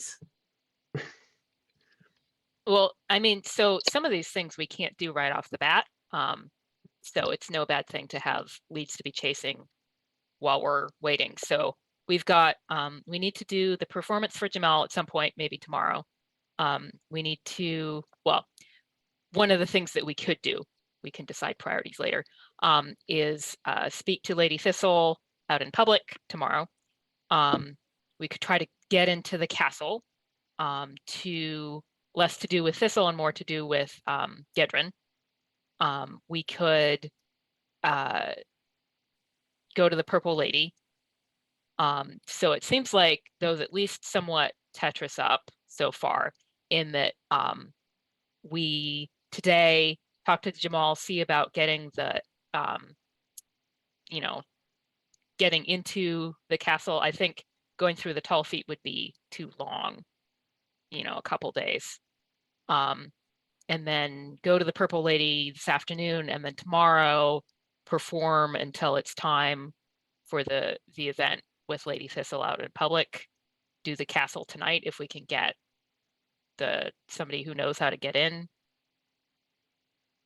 So many possible paths, Finnan will say. Well, I suppose we should go in and give Jamal the bad news. Yeah. Okay, so he'll knock upon the door. Go ahead, Eric. I was going to say, I think investigating the Purple Lady, because that might be where the vision is a really good idea. And All if right. no one else wants to do that, Allie and I can go do that. Yeah, we can do Because I that. know Allie wants to do that. Mhm. I think it makes sense for us to stay together. Indeed, there is. Since we don't know the Generally. city, if we get split up and lost, that's we're in rough shape. Indeed, there is strength in numbers, Finnan will say.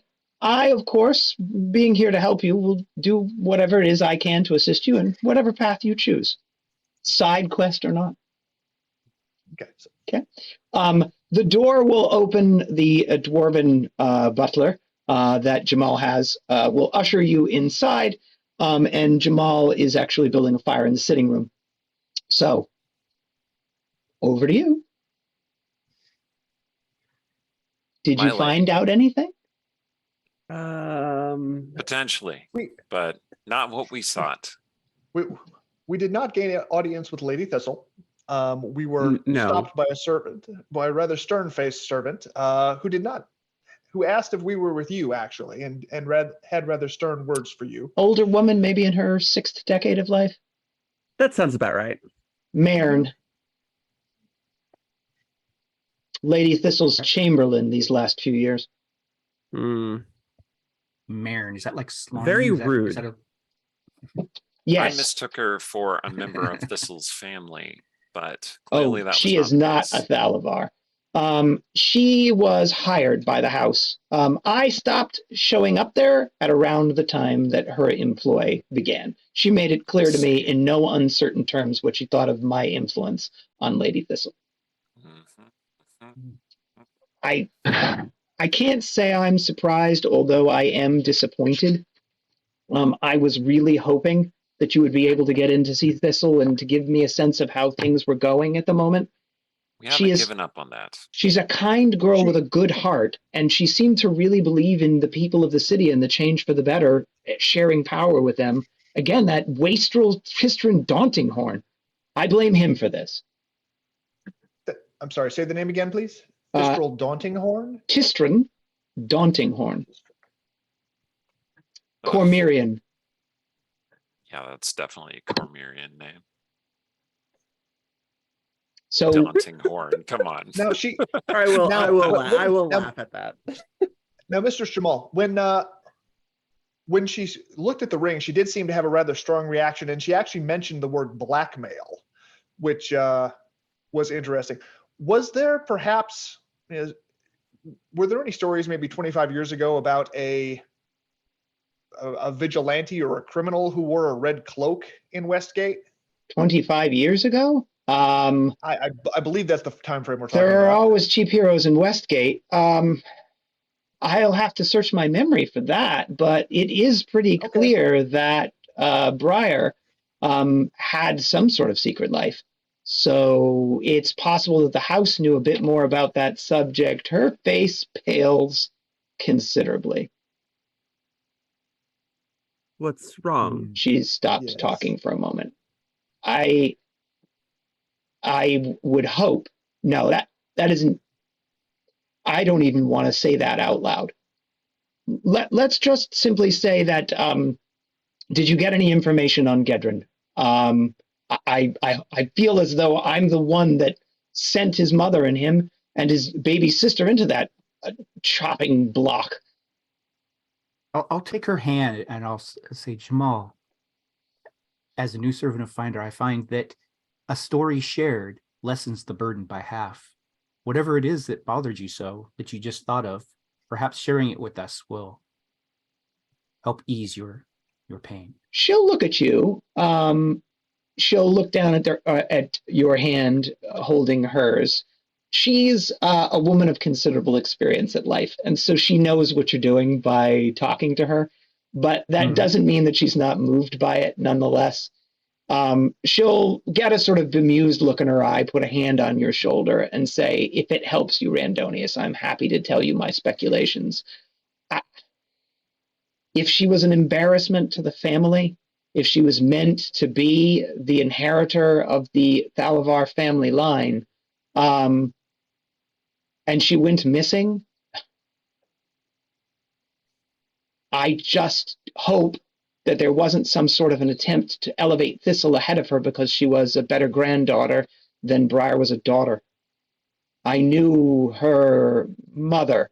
She was a stern woman. Good-hearted, I thought, but a stern woman. I understand that would be very, very disturbing, especially given that Thistle was a friend. Let us hope it isn't that. Not every dark thought is a true thought. Indeed. So- And what was Tristan's relationship to Thistle again? Courting her. She Courting had her. Oh, very little experience with men. She was a beautiful woman, but she was sheltered, and this was the first suitor that seemed to catch her attention. I did he tried to warn her off him, but she was a stubborn girl. did he shower her with gifts like jewels and coin? Money isn't what impresses Thistle.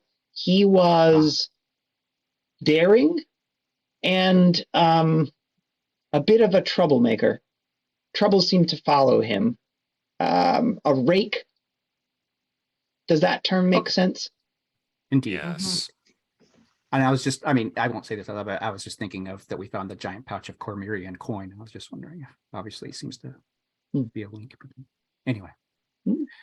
So any word whatsoever of Gedrin? I didn't get that far. I don't want to be presumptuous, but I didn't have a lot of faith that that lead would pan out in the way that you were hoping. So, and I hope you don't mind here, I made some inquiries of my own. Oh, good. Well, Wonderful. that works. You We did the right appreciate thing, your Lady foresight. Jamal. What did you find? I sent one of my servants to reach out to the, and she's gesturing to you, Allie, owner of that, former owner of the armor you're wearing now at the Purple Lady. I await word back. Do you have reason to I believe that is where they see. are? We talked about this yesterday, Eve. You did actually discuss it. Because that's how you knew. That's how you knew the Purple Lady existed in the first place. Is Jamal told you about it?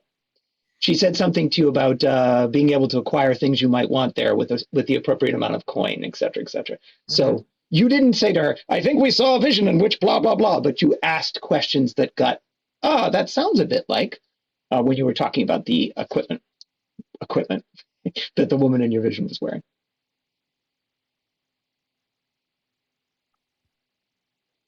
Go ahead. So I think that we had, unless there's anything else that anyone wants to do, I think that our next lead is potentially the Purple Lady. Could we maybe I need meet to speak your with everyone for a moment. Sure. Or not everyone necessarily, but Amara and I were discussing visiting the Purple Lady, and perhaps Rhiannon, or you would like to come with us just for a moment. Okay. And Sure. Randonius, why Yes. don't you stay here and continue keeping the Lady Jamal company? I just have a little bit. Yeah, come along, Joel. I'm just grabbing everybody I can without it seeming like You're taking just the party. You have offered Randy up in that regard. Do you know anything about cooking, lad? We're putting together the midsummer feast. Oh, I do indeed. Don't Excellent. worry, Randy. I'll tell you all this later. Okay. So then come with us. Okay. So into the kitchen, you, Finnan, and Jamal will go. The rest of you will be headed where? let's go check on the kids. Yes. Okay. Yeah. That makes sense. We need all of us for that. All right. Yeah. Mercy is going to be with them because that's who's watching them at We the could moment. just go up to our room. Jeez. Yeah, let's just We go can up do there. that too. Yeah. Okay, fair enough. The party venturing forth nobly to its rooms. Go ahead. Okay. So All right. I have been wondering, trying to piece together how much of this experience is canonical and how much of it is not. And the reference to Tistarn Daunting Horn has convinced me that it's proceeding very clearly as written. Okay. So Okay. Tistarn Daunting Horn Well, the easy way is to say he's a spy. High mask spy. And then to go further is that's the form Orbach takes to expel Thistle. Oh, Orbach. Okay. It's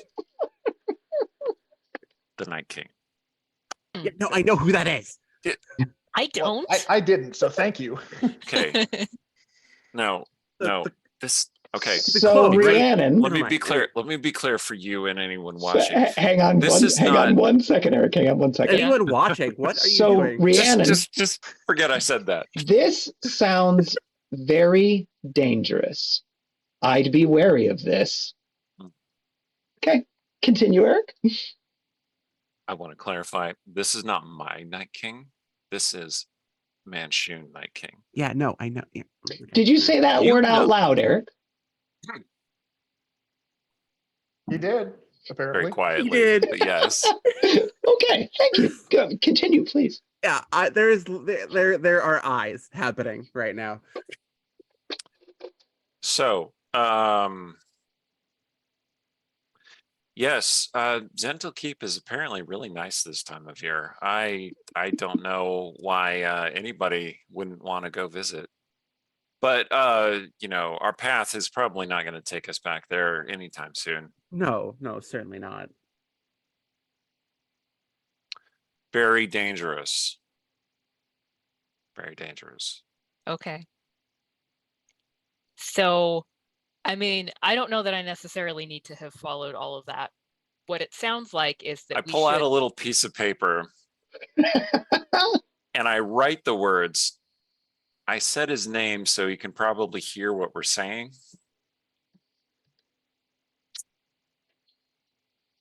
Apparently there's some kind of religious thing going on. I don't know. Let's avoid heading north for the time being. Yeah, I think I'm fine just sticking around here for now. Let's not risk it. Seems like I a hear bad idea. Hillsfar is really nice this time of year. Yeah, could go to Waterdeep. Oh, yeah, we could go to Waterdeep. Yeah. I may be able to help you if what you're attempting to do is be covert. Please, God. I can assure you I am not a god of any kind, but I nevertheless may be able to assist you. In conducting my researches, I believe there may be a power that you could all possess, if I'm speculating correctly. Could you please put your hand on Oh, no, he's not here. Could you please put your hand on Allie's shoulder? That just happens out of nowhere. Yeah, like I'll look over like. Now speak your thoughts. I'm trying something out. Hey, Allie, you can hear Rhiannon's voice in your head. Yeah, like the rest of you will just see me like sit up a little bit, like, and then I'll think back. Did that wait? Okay, I can hear you. Can you hear me? Yes, indeed you can, Rhiannon. I put my hand on Joel's shoulder. Okay, you'll put your hand on Anything Joel's shoulder. happen? It is lower than your hand was a moment ago. All right, we just look at each other and we're like, What are we doing? well, we're not going to Zental Keep, that's for sure. I'm so confused as to what okay. we're talking about. Okay. So let's see. Can I? I'll hit whoever's on my other side. Okay, so Joel. Ow. Hit, but we'll let it be Eric because Okay. that was funny. Go ahead. So you'll thwack Eric. Okay. Ow. does it work with multiple people? That's what I'm thinking. Interesting. Two things here. Number one, you're trying to broadcast and Eric's not receiving anything. You, however, Eric, feel a tingle of power flowing like an electric discharge between Rhiannon when she puts her hand on your shoulder and you. It's almost like she touched you with a static electric, like, whoa. Yeah. I wonder if we like close the circuit. I mean, like, I don't know. I signaled Joel to like grab Allie's hand or What? shoulder or put- whatever. I'll even reach over and like put my hand on Eric's shoulder. However, this is positioned. Just create a whole circle. Well, Joel is the person that Well, in would be that the case, next you'd be in putting the. your hand on Okay. my Yeah. shoulder. Okay, Okay. so you'll put Joel's your hand shoulder. on Joel's shoulder. Do you want to do any thinking in that direction or not? Can you hear me? Yes, in fact, Joel, you can. Rhiannon, so can Yes, you. and I say out loud, yes, I Eric, hear you. Why? you cannot. So Eric, thinking that I'll take my hands down. They're still there, but like Mhm. I'm going to do the thinking motion so that Mhm. because that seems like a good shorthand. For those of us watching, those of Yeah. you listening, you don't know when we're thinking or when we're talking. But, Yeah. So Eric is like a dead spot. I don't, Just- which is tough because he's the Is it Uh, because of Vindicator or? So this is it all could going be. to Joel and Allie. This, So- they receive am I that getting that? information. You do. While You, this Yeah. yeah. while this mental conversation goes on, I Yep. just continue rambling about Gentle Keep in the moon. Don't go, and you know the bunch of weather stuff. this time of year is really miserable, and I mean I really Yeah. I don't like that kind of fish. So you're just going on and on about it. Got it. Check. I hear Zental Keep is planning to invade Flan again. You'd think they would just not Well, bother. by but- now, At the very least. so the three of you can communicate and hear each other. Rhiannon, when I do this, this is the voice, right? Yeah. The voice will say to you, you, Allie, and you, Joel, cannot hear the voice. Only Rhiannon can hear the voice. Okay. The voice will say to you, Eric is bereft of power. He spent all of his. Okay. Oh. So I'll say God damn so judgy voice. apparently Eric used up all of his magic to do his thing. The Vindicator thing. So that's why he can't talk to us.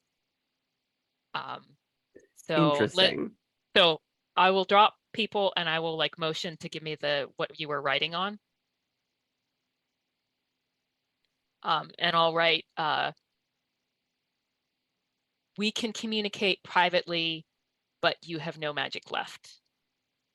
And then show it to Eric. Ah, And then I will write how long will anybody be listening in? you know, the weather is never clear up north. It's always foggy and hard to see. Hard to say exactly. I will, for the purpose of convenience, allow you to communicate in real time, despite the fact that you're either mentally communicating or writing Yeah. some portion of the conversation. But Okay. because you're not threatened by anything, I'll let you just have free-flowing conversation. So you're right. burning up paper and ink, Eric, but other than that, you're chatting with the rest of the I group. mean, I did have a little notebook in my bag. That's the thing. All right, make sure that's being All right. accounted for on your list, along with a missing mirror for Randy. Go ahead. Okay. So back to the top then. What we're talking about is this person that we're dealing with is actually the Night King. That's what we're dealing with. Yes. AKA Orbach, AKA Manchun clone. Mhm. Okay. 19th This, So- level this is the wizard. same. This is the same Night King from the Irregulars. No, No. This that is was a worse. different Okay. guy. I write no, yeah, down much I worse. write down the words 19th level wizard in my notebook. Yeah, yeah. It's not fun. Okay, so bad news. And I also write down the word vampire. Mm-hmm. Mm-hmm. Therefore, Yeah. I think we should change our focus. That is not a thing that we can like go charging in to save Thistle.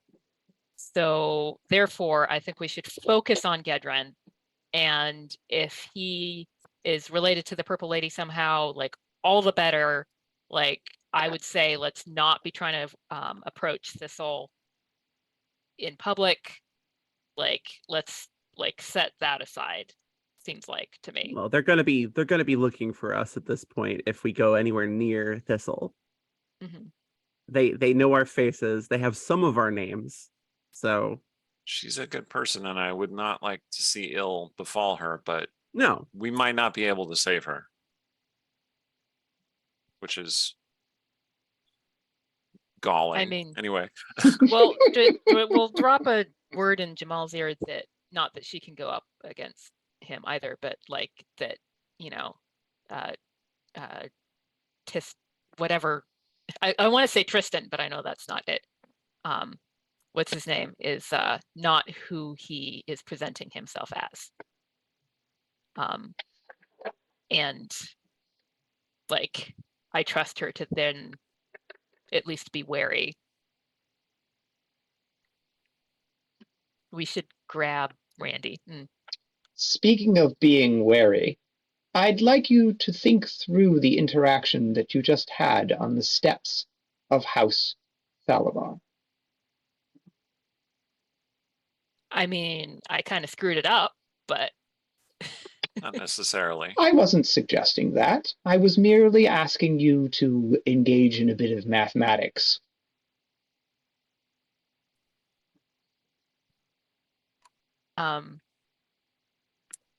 So how many guards were there? Not exactly what I meant. I was simply trying to Yeah. get at 1 + 1 = 2. You upset that woman quite a bit, and we didn't burn her to ash. Most distressing. So She so she'll knows where probably you be- came from, and you left in the possession of an item that might be of interest to her. Shit, that's true.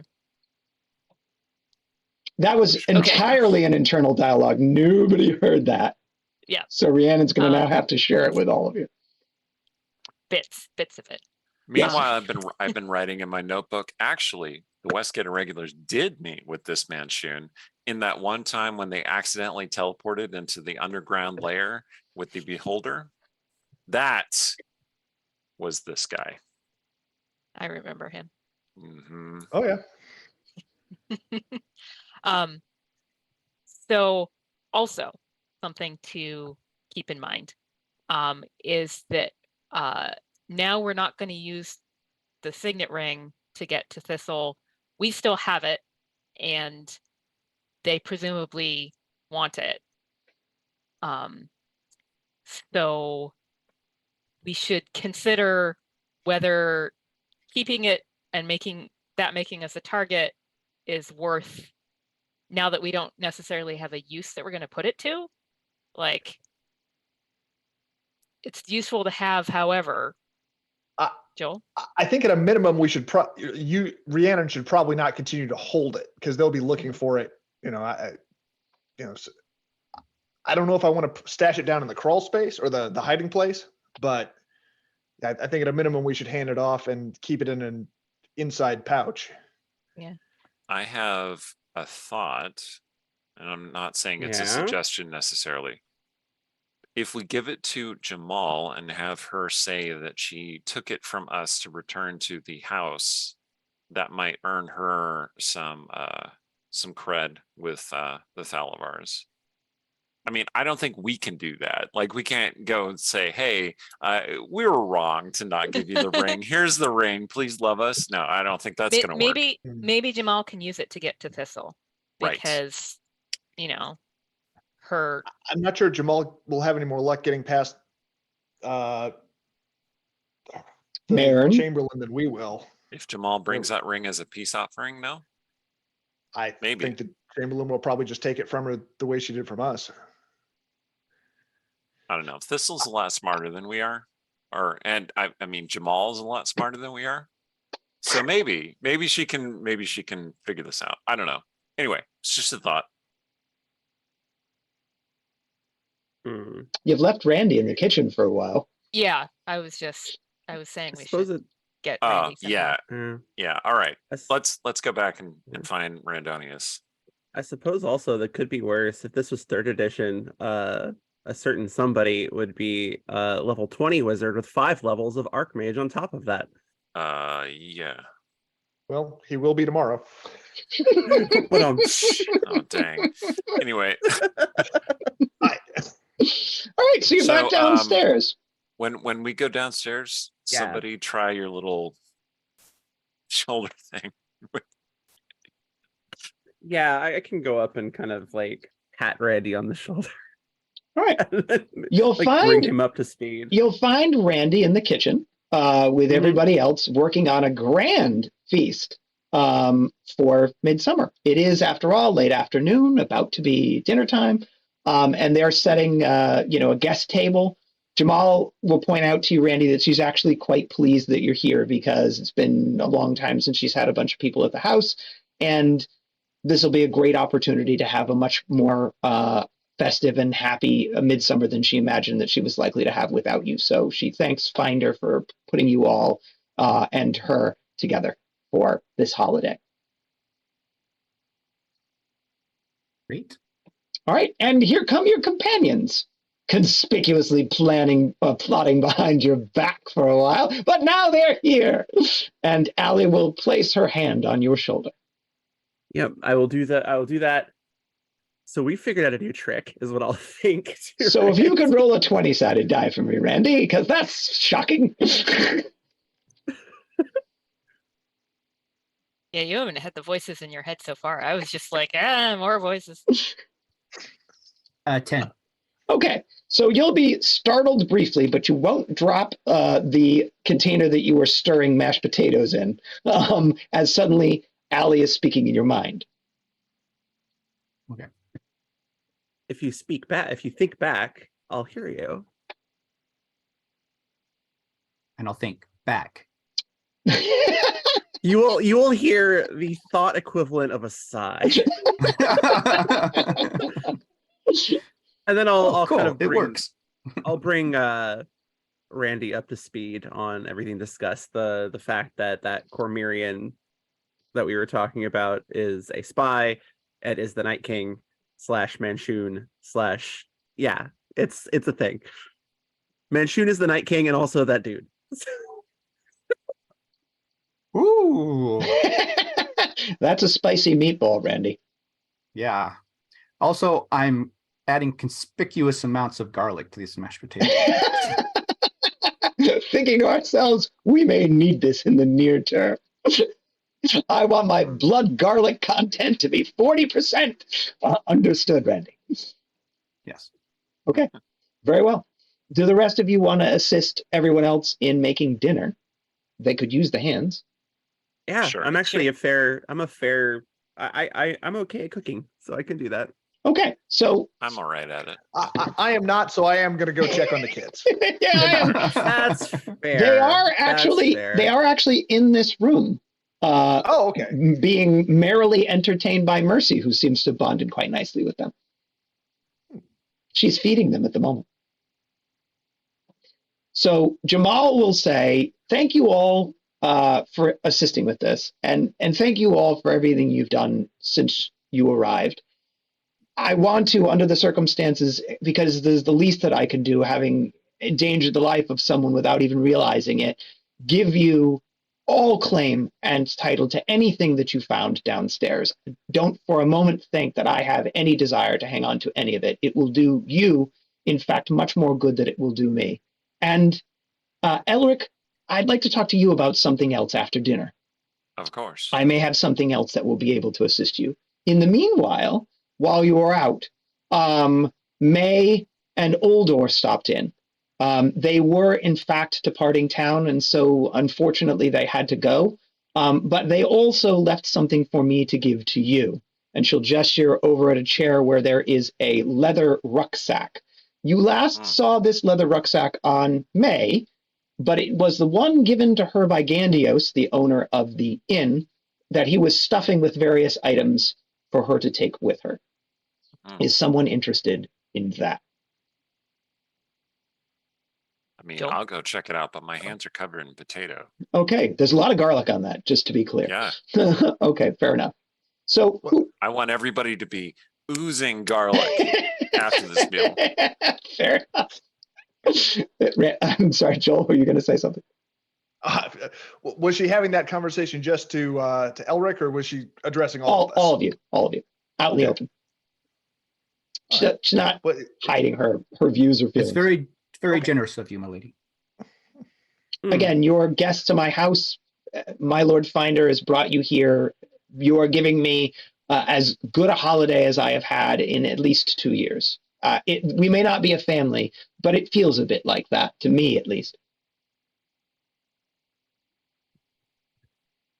All right. Well, if everybody else is busy cooking, I will go see what's in the rucksack. Okay. The rucksack contains a pouch that's clearly full of coinage from the way that it jingle jangles, 2 baby milk feeders that you might have needed along the way that you've used, 3 gray wool cloaks. They're solidly constructed, but non-magical, but 3 gray wool cloaks, and 2 like small clay vials stoppered with like cork and melted wax. Are they labeled in any way? They are not. Hmm. Okay, Randy, you were also looking? Yeah, I'm looking, and with my I don't know, what do I have? Like a small percentage of ability to Determine if there's anything you can know about an item. Yeah. You can throw a couple percentile dice for me and tell me what Okay. number you roll. I do have something to engage Jamal in conversation with. Sure, absolutely. While he's getting out the dice, I just want to tell you. I wanted to say, so you mentioned that the Lady Thistle was being courted by Cormyrean. Do you know anything about this man? I'm just curious. A friend of mine is a great lover of all things Cormyr. She will in a moment answer your question. What is your roll, Randy? Okay. 32. All right. These are some clay vials filled with liquid. That is what you were able to deduce with your 32. Cool. All right. Okay. All So right. back over to the Cormyrean question. She'll give a physical description of him that sounds an awful lot like what your physical description of Manchun might be. Yep. She'll say the Daunting Horn family, from what I'm given to understand, is one of the families of Cormyr that is held in not the highest regard. They were in some sort of a dispute with the crown a long time ago and took most of their activities outside of Cormyr. He appeared in town, caroused his way through, the usual places that you would expect a nobleman to carouse, and then suddenly started darkening her doorstep. At first, she laughed him off, but they went on some evening out, and it was like she was a different woman. If I didn't know better, I'd say that he used magic to charm her. She says that unironically. He does sound charming. That's true. So, are there other Cormyrean families operating in the city? Yes, I'm sure there are at least 2 or 3. Off the top of my head, I don't know, but I could find out for you. What is it you're seeking to determine? Oh, I was just curious. As I said, an old friend of mine who I see once or twice a year loves all things Cormyr. And next time I see him, I'd love to tell him all about this conversation. Oh, well, I'll do what I can upon the morrow to find out what more I can about the Cormyrean families active in the city. I am literally talking about Brian Curtillo. Oh, I know who you're talking about. I 100% know exactly who you're talking about. Yeah. All right, cool. Okay. Yeah, well, I know that House Bleth and House Cormeril come to Westgate at some point. I don't know if they're here yet. Gotcha. And you're trying to deduce that. Basically. Yeah. Entirely reasonable. All right. Anyway. Okay. So if you have nothing else in the short term, you'll finish preparing dinner and they'll start laying out the feast. So you guys are hungry. You haven't eaten a ton today. You ate a little bit earlier in the day, but wouldn't hurt to sit down and have a fantastic midsummer feast. It is a feasting holiday in the sense that Thanksgiving is a feasting holiday. So this is really one of those days where, at least during some portion of the day, families get together and they, share a great meal with each other, and it's a bonding opportunity. And although, as Jamal said, you aren't strictly a family, you all have some connections to one another. And this will be, if you give it the opportunity to be that, a very pleasant and bonding experience between all of you. Yes. Nice. Randy has something for us that he wants us to know, though, too. Uh-oh. No, I mean, family Thanksgiving. But Yes. found family Thanksgivings are fine. But well, Rihanna stepped away from it. I don't want it to take up time, bunch Sure. of time, but like maybe just a roll of the dice kind of a thing. But I was thinking about asking Finnan to accompany me, and because all of this is making me feel bad. Like we have all of this food and this family, and then I start thinking about those 3 little kids, and maybe take Finnan back to that intersection just to see if I can find them. All But right. again, I don't want it to take. You Finnan- be on it good, madman. Yeah. I know. Finnan is willing to do that after dinner if you'd like. Okay. Okay. Yes. All right. So, Joel, looked like you were about to say something just then. Nope. Okay, fair enough. Just gonna tuck in and enjoy a eat the pleasant meal. evening of. Yeah, I'm gonna enjoy. I'm gonna enjoy. Okay. I will probably have changed out of the leather armor for dinner, but Yes, I think that's probably a good idea. The leather armor, remember, being slightly tight, so you'll just make it tighter eating this big dinner. a little bit. So we were talking, Rhiannon, about how this is really kind of like a Thanksgiving. And so you guys are sort of a found family, but you're all got common cause, and you will have one of the sort of nicest moments that you've had since you arrived in the realms. You feel at least somewhat like you're home here. It's a safe place. You know it. The people here seem to be good people who seem to care about you and about what you're up to. And they've put on quite a nice spread, which is, wine, ale, and mead to drink, chicken, lamb, and fish to eat, as well as sweet treats and desserts. So you can stuff yourselves, quite admirably in the time that you have to do that, if that's what you'd like to do. Breads and cheese as well. The babes being fed milk. No one's named them yet, right? We haven't gotten around to that. I put it. I remember I put it in Discord because I was going to forget. You suggested Aurea and Argentia. Yeah. Okay. Do you wish to communicate that to anyone, or we saving that for another opportunity? Well, I mean, we're going to have enough of a different ranging conversation during this, I presume that it would come up, because if it comes up, I'll suggest it. Okay. Assume it comes up. Midsummer seems like a great time for christening with names. Okay. As it were. Yeah. So, And I'll also mention. Oh, sorry. go ahead, Randy. Go ahead. I'll just say, I'll mention to Jamal that where we come from, it is tradition to go around and say what we are thankful for in this feast. As the host, should I begin or should I go last? If you wish to begin, or as the host, you get to choose. Well, then I shall go first. You tell me if I'm doing this wrong.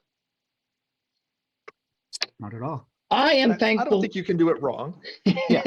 Well, customs are What are you customs. thankful for? I am thankful for all of you and for the blessing of Finder to bring us all here together and to set us on a common cause together to do what good we can for the people here of Westgate. Finnan will provide a little golf clap, and he will say, Finder's blessings upon all of you. Could you all roll a 20-sided die for me? 7. 11. 3. Okay. Anyone roll 11. Anyone roll over a 15? Okay. Anyone roll under a 5? I rolled a 3. 3. Okay. There was magic in them thar words. And a blessing will actually settle down on your shoulders. You'll feel it as if the air were slightly electric, and then it settles into sort of like a warm feeling in your chest. Randy, that feels good, safe, comforting, and you feel the greatest sense of security that you've felt since you've arrived here. Did I do good? Jamal will say. Oh, you did wonderfully, Jamal. Thank you. and I share your sentiments fully. Very glad that Finder led us to your doorstep. So who is to go next? I can, I suppose.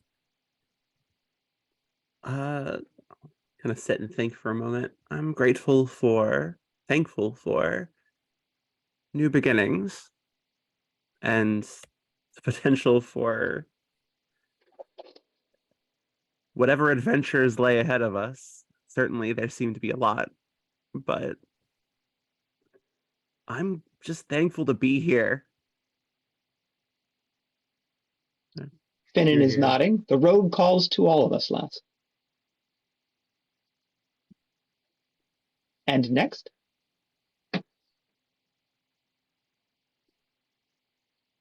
You guys are so good at the intros and the outros. I am thankful that I seem to have shed the smell of the sewer.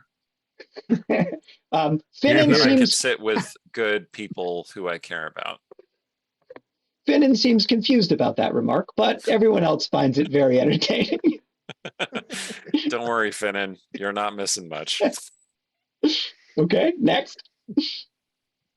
Good food, good company. Ibid, which is a joke that I don't expect Yeah, any. no, Actually, I'm like, I got it. We got I don't know if they did. Yeah. I will actually ask the voice, like, Mhm. that's probably a joke even you don't get. I'm afraid I do not. It makes me feel a little bit happier to. My roots are here, Interesting. not where you are from. Okay. All right. And I believe, Joel, did you go? I did not, so Okay.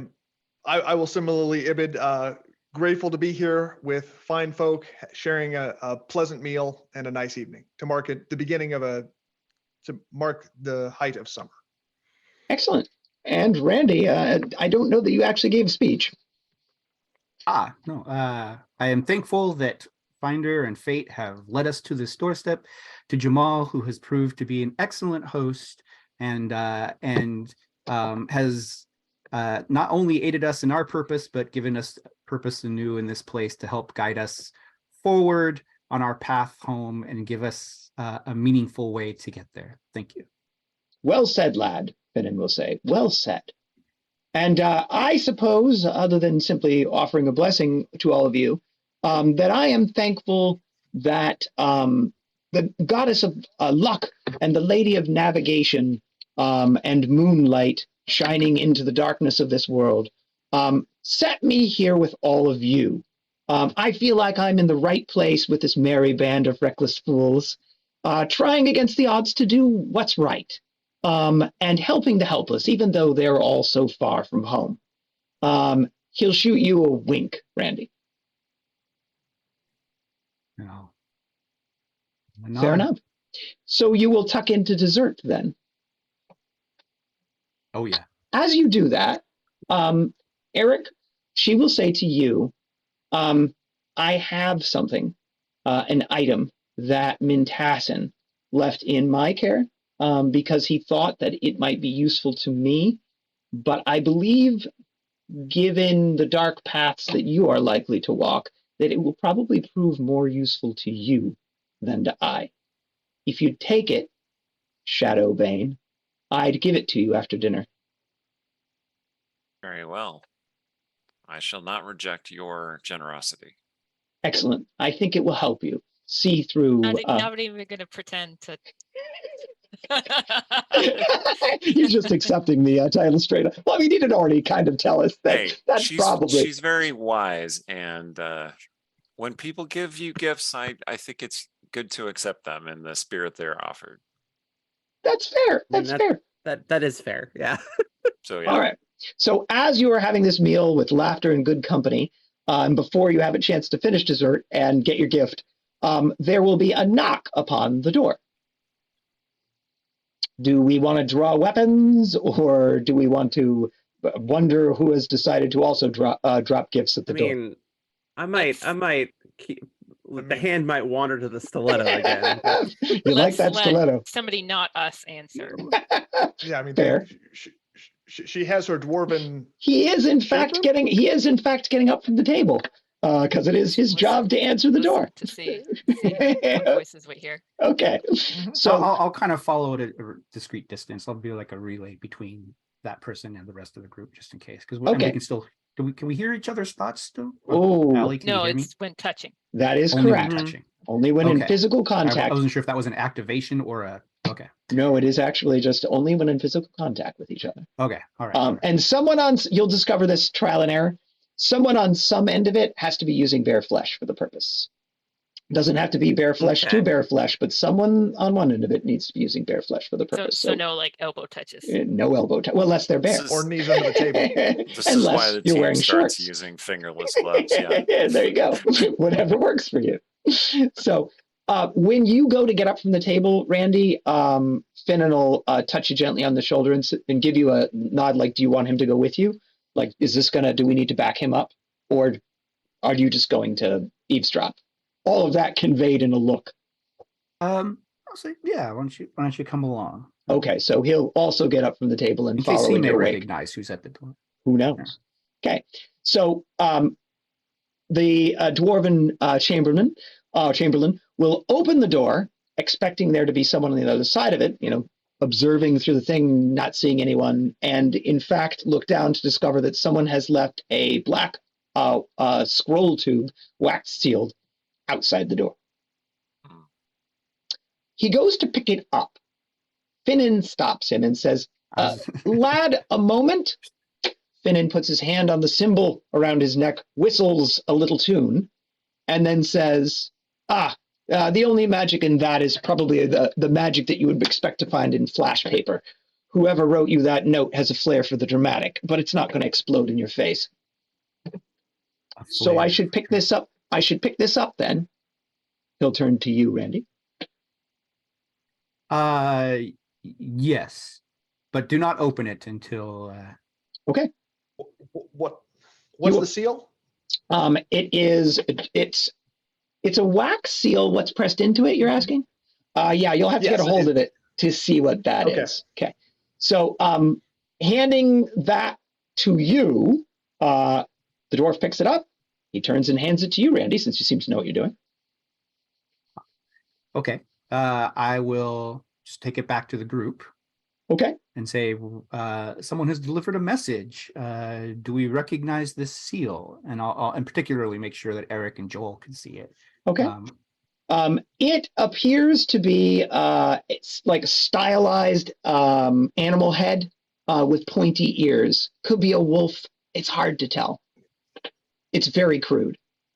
Jamal, when you flash it around, will say, I think that's my contact, and ask you for the scroll. Very well. I'll hand it over. Okay.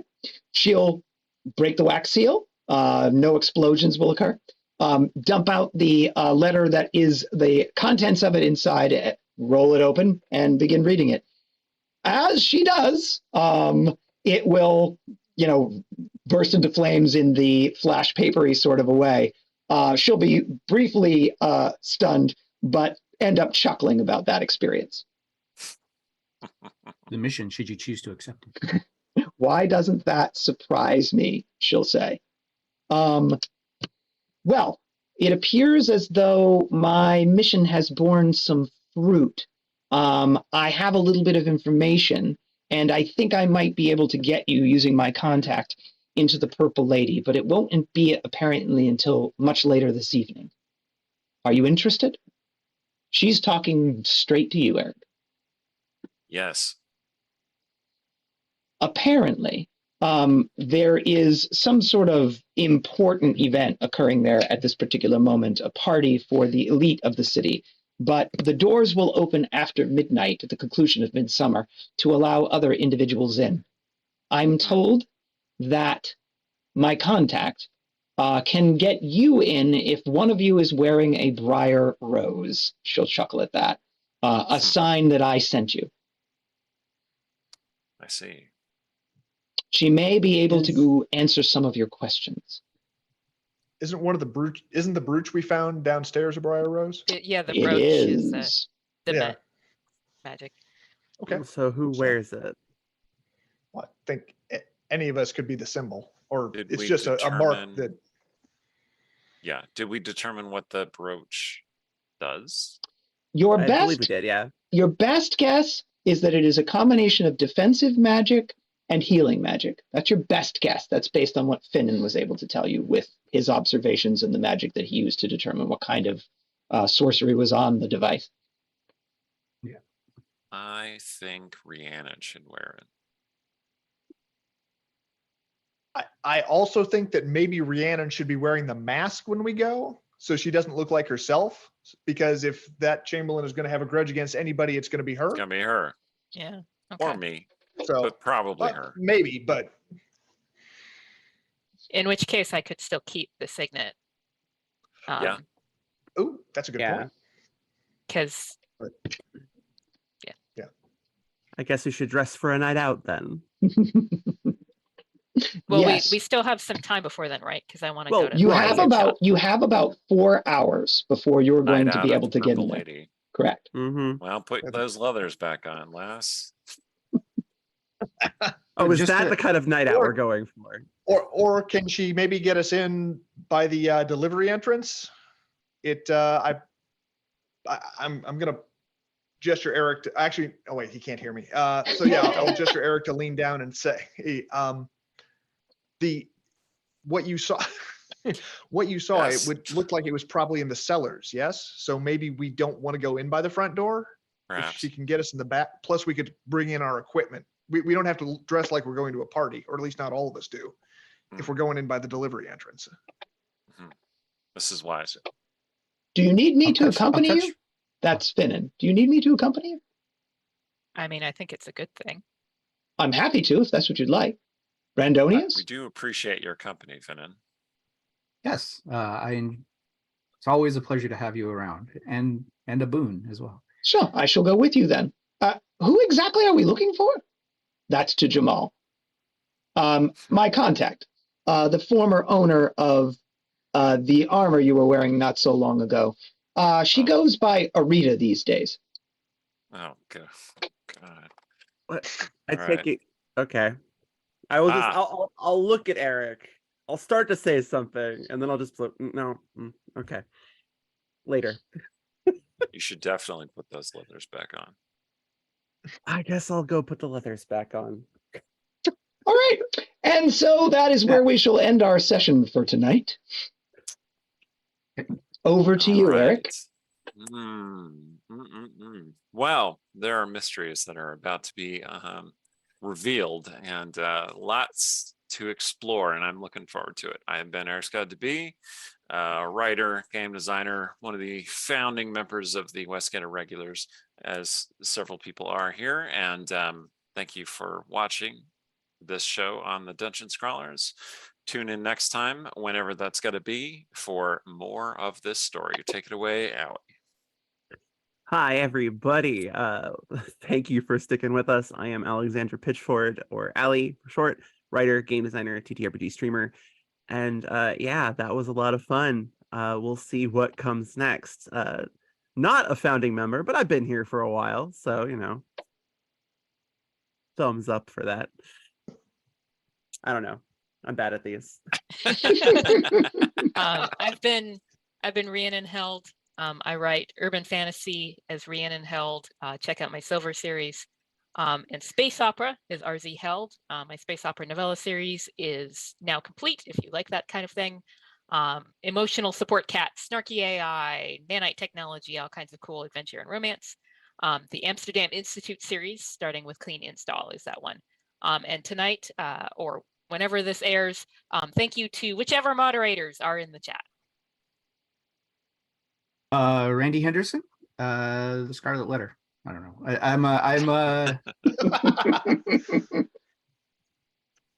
Still And, made that your vigilante name. Yeah, no. Okay. The author and yeah, I remember the Dungeon Scrawlers. Good to meet you.